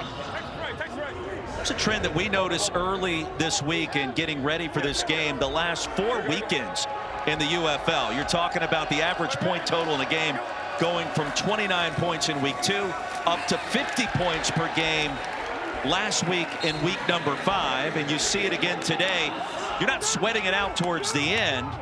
We're seeing more points earlier and more often in these games, which creates more fireworks. You know what? The watchability factor goes up a notch or two. Well, look, at the beginning of the season, the defenses, because of the way training camp is structured and just the rhythm of the offense is not being there, defenses were way ahead. Now we're able to see the talent, and honestly, the schemes really shine in a lot of these offenses on a big third down.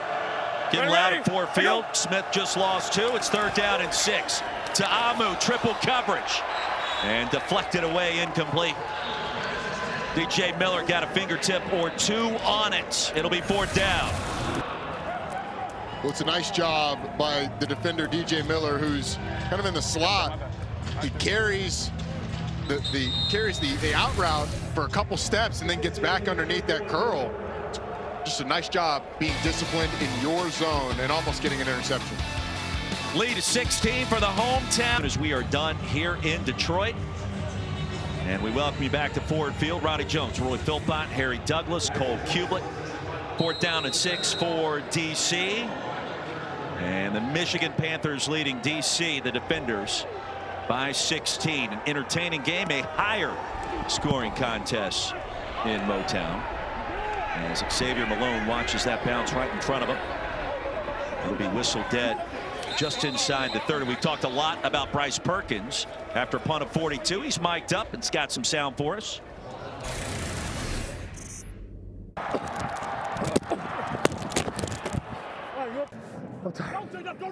It hit me in the ass. No looky. No look on that eye. No looky on that.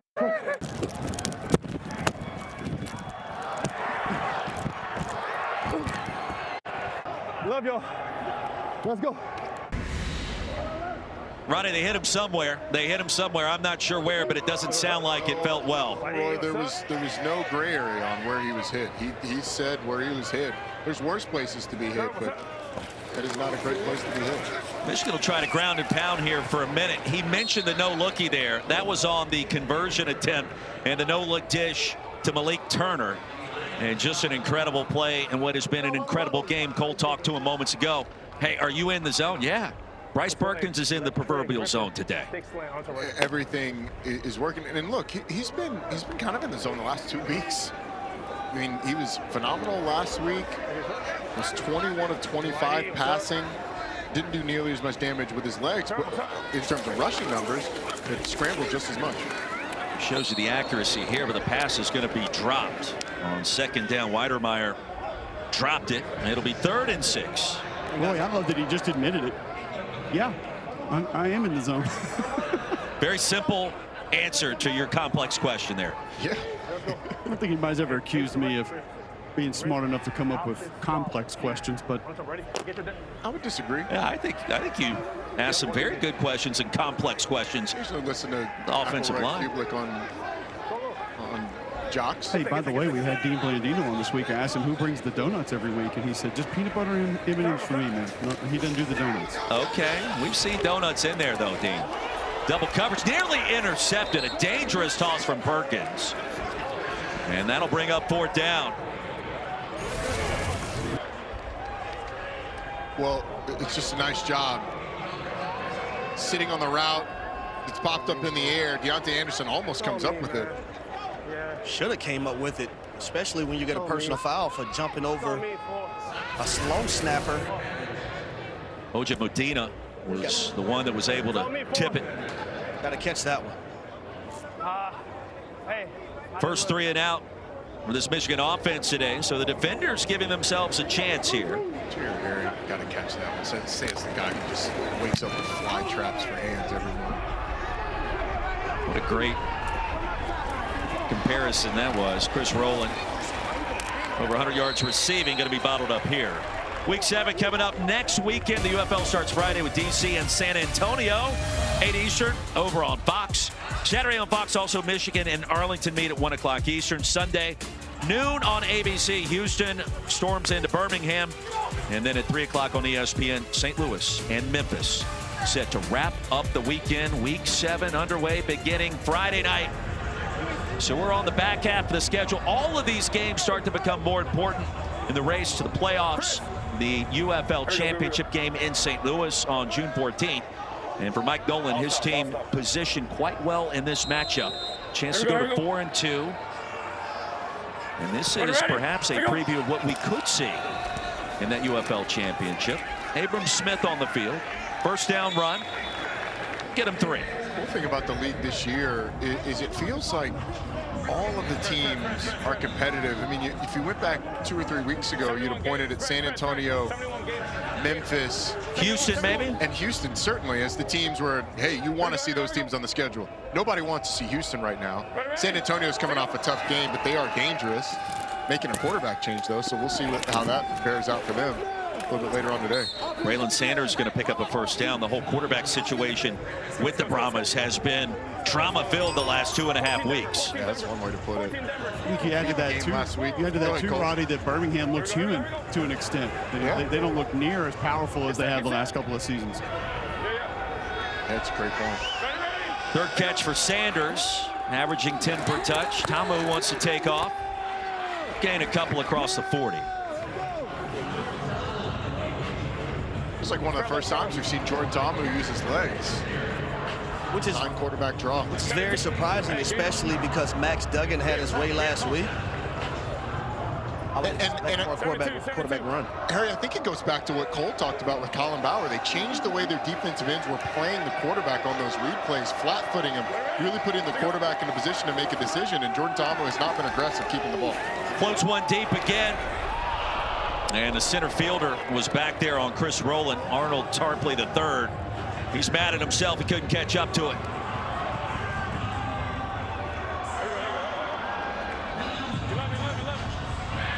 Trey left. 52 Marriott. 52 Marriott. Trey left. 52 Marriott. Oh, I'm ready. If you get a couple here, do you think about going for it on 4th? Yeah, I think you get to 4th and short. 4th and 3 or less, it is definitely a possibility. Under 11 to go, 3rd down and 7. Here comes the pressure. Tarpley on the blitz. Tamu heaves it deep again. Double coverage incomplete. And Rowland's been his guy today. It'll be 4th and 7 if you're Shannon Harris. Let's see. Oh, go punt, go punt, go punt, go punt, go punt. Hey, they ran out the back, to the back. That's all right, we'll look at it, we'll look at it.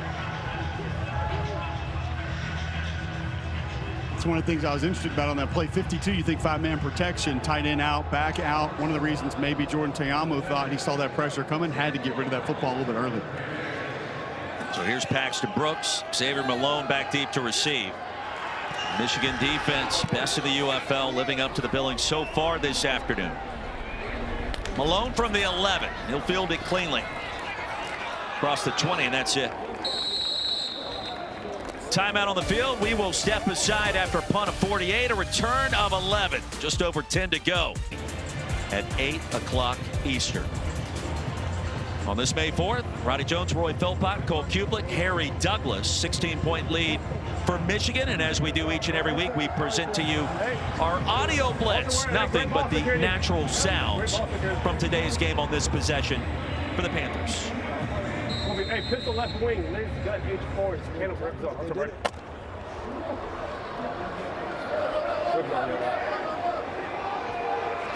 What's up? Righty! What's up? We're good, we're good. Turn, what's up?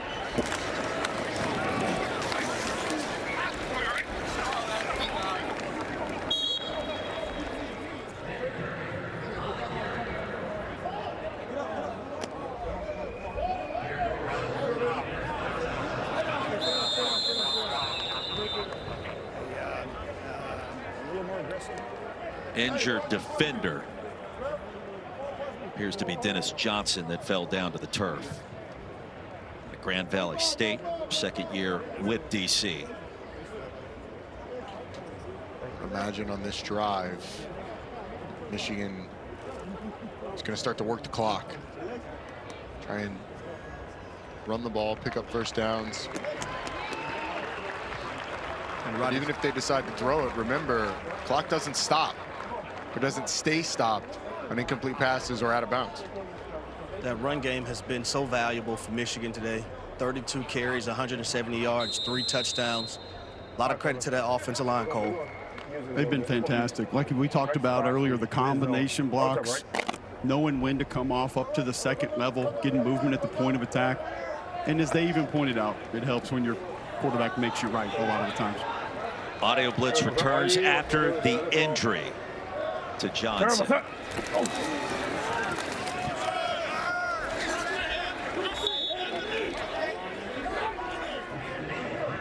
And low. Middle.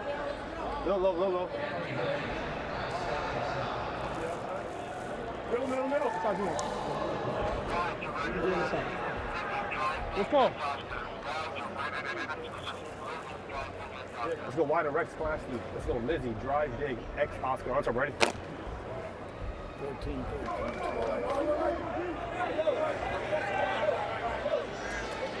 You got it.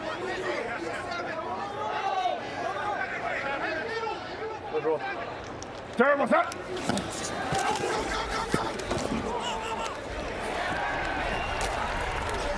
Yeah, you got it. Marked him. Get on the ball, cheese it right now. Cheese it and get it. Cheese it and get it. Cheese it and get it. Cheese the ball. They gave it to us. We got it. Give him the first. Check. Huddle. Woo!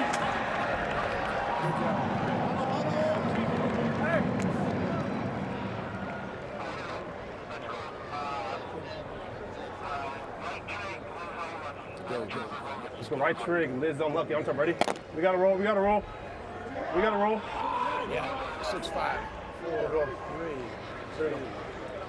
Turn, what's up?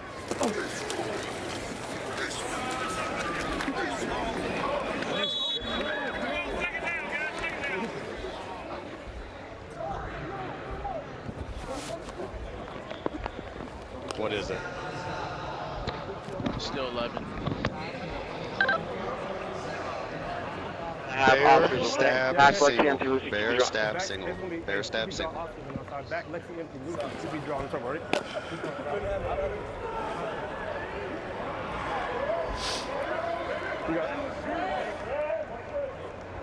What's up? Righty, what's up?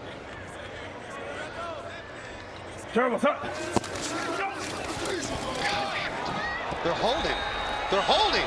And then we missed the tackle.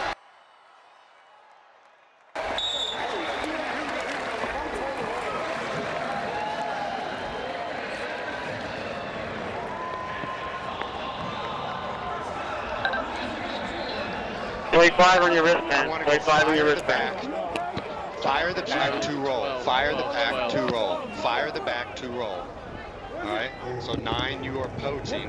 You're kind of the box poaching, right? Fire the back to roll. Right swing wing, You're poaching to the slot of the left or right call. Left, left, left. 9. Okay. Here we go. Just leave it. Just leave it. Just leave it. Just leave it. Go get him. Hey, you gotta rush. You gotta rush. You gotta rush. I know, I got it. Got it.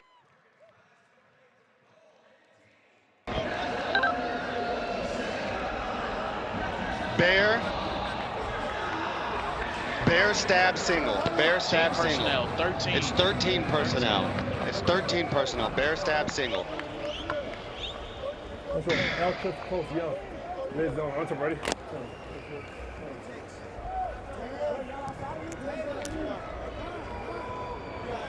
Let's go. Here we go. Terrible.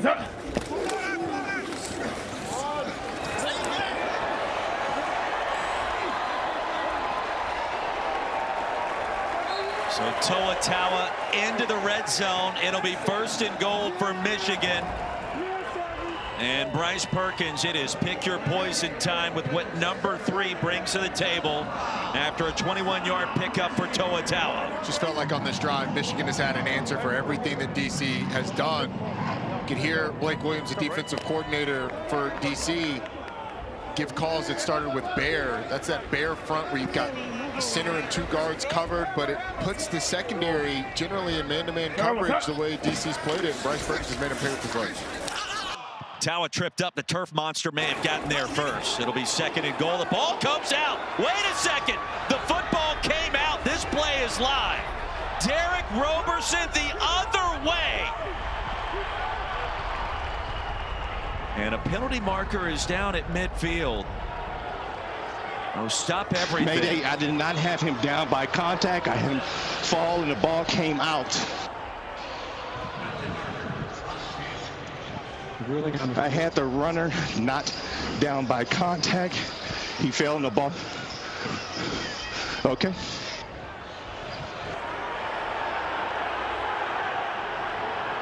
All right. The big question was for contact. The runner was down by contact at the 5-yard line. With the ball in Toa's hands, down on the turf. And you heard the call there as we check in. Verizon Command Center. But he's picking that up because there was no contact. But this guy was down. Okay. Willie, you just had a block in the back, right?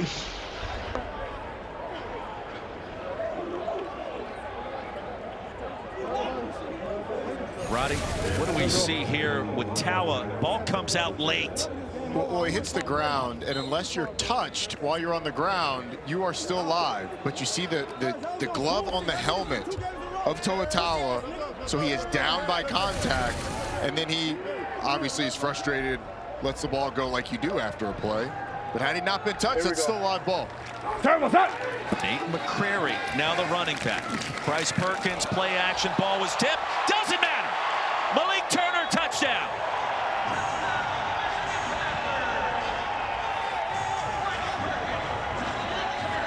When you're hot, you're hot.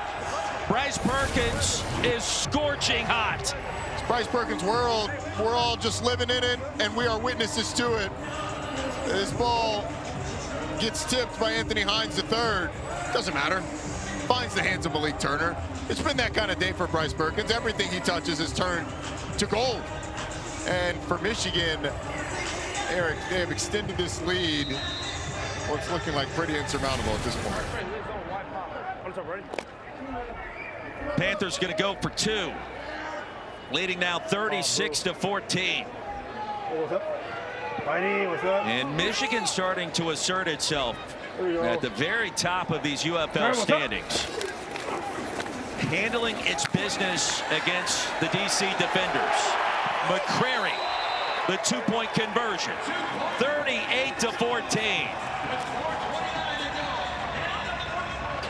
Bryce Perkins has done it all today. The score tells the story. The lead at 24 for the home team. Your cheeseburger deserves a nice big... I knew they were in there, so we've been repping it all week, so I'm just reading that nose. You thought it was going to bounce? Watch this. Tell me this. What happened? My center? Hey, I mean, that's just the grace of God right there. Honestly, all glory and honor goes to my Lord and Savior, Jesus Christ. I mean, listen, first 5 weeks, I honestly was very disappointed in my play. I didn't think that I played at a high enough level to help the team out, and I was very disappointed in myself, and so I just took time to just do like the I am statements, you know, that like I belong here and I'm talented, I'm this and this and this and this, and then, you know, I just want to thank just my teammates, you know, told Jay, Matt, he's not here, and the O-line, especially Noah, just for, you know, just encouraging me, let me know that, you know. How far down that list was I am going to step on a man and score? Honestly, it was just make a play. Like I got to get in there. You know, when you're there, you know, that close to the end zone, you got to get in there. That's your mindset. Score, score, score, score, score. And like I told one dude one time, you know, I just got to do whatever I can to help this team out, and you know, that's what I did. Doing it today. Thanks. Congrats. Yeah, sure. Appreciate it. You know, guys, Nate McCrary wants to be a chiropractor when he's done playing football. He may have some patients that he actually inflicted some pain on by the time he gets to his own business in that department at some point. Good news is I'm going to destroy your back in the football field.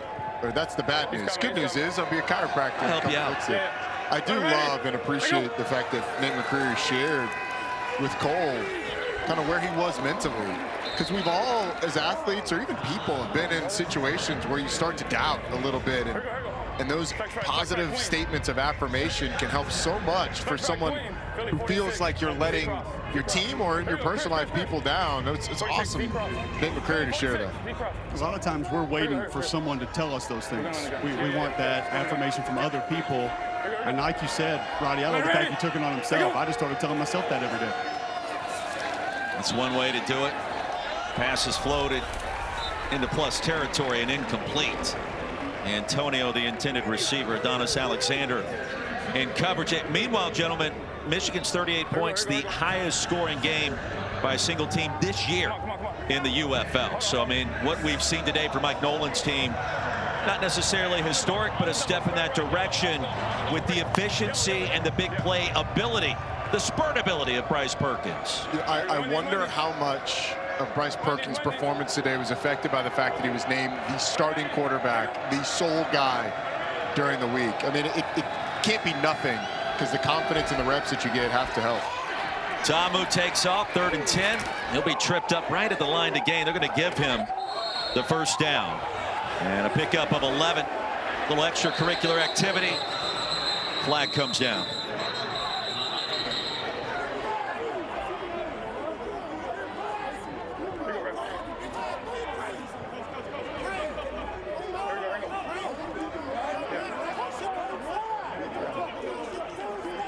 We have a first down after the play. Personal foul, number 75, offense. The results of the play is a first down. After the play, personal foul, unnecessary roughness, offense, number 75, 15-yard penalty. Again, still first down. It's Mason Brooks on T.J. Carter. First to hit, and it's a big hit, but Jordan Tamu is a runner in that situation, so there's no protections for the quarterback. The offensive line standing up for their guy. And it ends up being a silly penalty. I mean, I understand wanting to get in the face of a defender who hits your quarterback hard, although it ends up being much more of a glancing blow than a crushing hit. But you just can't have that in any situation. Although when you're down this much, maybe you're just trying to make a statement for the next time you see this team. Brooks is out. Gunnar Britton is in at right tackle for DC. Another penalty marker. Pass will be caught. Antonio's got it into plus territory. And this in the neighborhood of holding. That could negate a gain of 27. 79 holding offense. Holding offense, number 79. 10-yard penalty, first down. Tykeem Doss. Right here in the middle of your screen, you're just going to get an inside move, and Doss grabs the defender as he starts to motor by. And now DC in reverse a little bit. It's kind of a bit of a microcosm of the day for DC. We also goes all the way back early in the game. Credit to the DC defenders like pass defense. Excuse me, the Michigan Panthers. You know, they're going against the #1 pass offense, and outside of Chris Rowland, you know, last week for DC, they had 4 or 5 guys stepping up at that wide receiver position. Today, it's just been Chris Rowland. First and 20 after the infraction. Tamu, ball's in the air, nearly intercepted. Javon Antonio tipped it up. The tip drill comes up empty for Adonis Alexander. Had to spin around to try to haul it in. To your point, Harry, you said Michigan Panthers defense that gave up 2 big plays to Hakeem Butler that really lost him the game towards the end of this. Talking to Colin Bauer, the defensive coordinator, it feels like he was that Michael Jordan meme, and I took that personally. This defense certainly has. 2-minute warning as we step aside in Detroit. All Panthers at home at Ford Field. Whoa. With this online-only deal from Buffalo Wild Wings. Go back to Toatawa, what Coach Nolan told us about him being that 1-foot cut runner. Get that foot in the ground, then get north and south. Noel Mazzoni, who's now the offensive coordinator for the Memphis Showboats, he took over at Auburn my junior year. We put the zone scheme in, and we tried 15, 13 different running backs, and it didn't work. Finally, due to injuries at the end of the year, playing against Arkansas, getting blown out, he puts Heath Evans, our fullback, at tailback. And he was just slow enough. Now, Heath is going to hate the fact that I reference him as slow. Ouch. But it took him a little bit longer to get to the line of scrimmage and to make those cuts. He was a little more deliberate, is probably the nice way to say it. And I feel the same way when I watch Toatawa, as he doesn't just go full speed to the line of scrimmage all the time. So in a zone scheme, it really helps your offensive lineman get that initial movement. It helps you see how the defense is playing it. And it's not that you're not fast or don't have a burst. It's just kind of that patience and then being deliberate with where you want to go with the football. He's got that part that really does aid a running back in a zone scheme. It's the pace of the running back getting to the point of attack. And a lot of times when running backs are more deliberate, you stay on your track longer. There's a lot of fast guys that as soon as they see a hole, even if they're 2-3 yards from line of scrimmage, they want to make a cut, which allows a linebacker or defensive tackle to fall off, doesn't allow a lineman to get on and stay on those blocks. But you're right, Cole, guys like that just have such a good knack of getting into the line of scrimmage, getting close behind those linemen before they make their cuts, and then the burst comes into it. You guys make us right when you do that, pressing the line of scrimmage, pressing your blocks, which means just continuing to go north and south longer, like a Dylan Sampson at Tennessee this year. He could run past anybody, but he was so good at just staying on the hip or the butt cheek of those offensive linemen, then making that cut. You make us right, and you make the defenders wrong. You don't have to block a linebacker if he jumps the gap over, and you cut back where he was supposed to be or where he previously was. I didn't have butt cheek on the bingo card today, but I don't know that we all thought Michigan would have this kind of performance.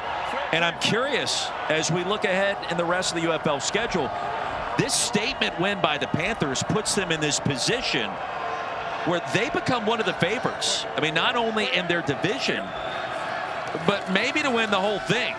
3rd down and long, the swing pass, and Deion Jackson lassoed quickly. I mean, tell me where you disagree. This win is going to be one of the more impressive victories of the entire season for Mike Nolan's team. And a couple of road trips coming up. We'll see what happens. But, hey, put Michigan back on the radar to win a title this year. I think so much of that has to do with the play of Bryce Perkins. This has been the best defense statistically in the UFL this season. Came into this game 1st in total yards, 5th in scoring, though. But the offense, the explosion that we've seen, and really Bryce Perkins, like, that's full stop. That's the reason why I think they're back in this conversation. 4th down, last gasp now for the defenders. And a pass incomplete to Sanders. Lovely in coverage. Michigan's going to get the football back. What a performance today in Detroit. Now coming up, Sunday Night Baseball. Head your way from the ATL, 7 Eastern tonight. Shohei Ohtani and the Dodgers take on the Braves. Don't miss this matchup, 7 o'clock Eastern, right here on ESPN.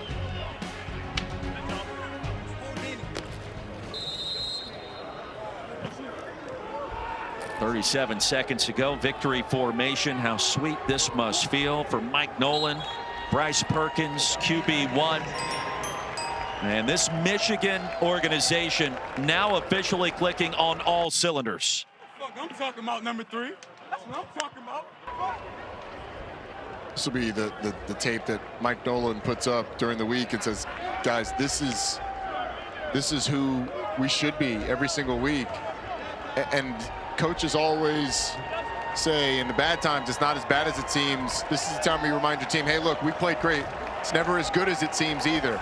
Correct those mistakes and go back to the drawing board, but this is a team that should be taken seriously when it comes to potential champions in the UFL.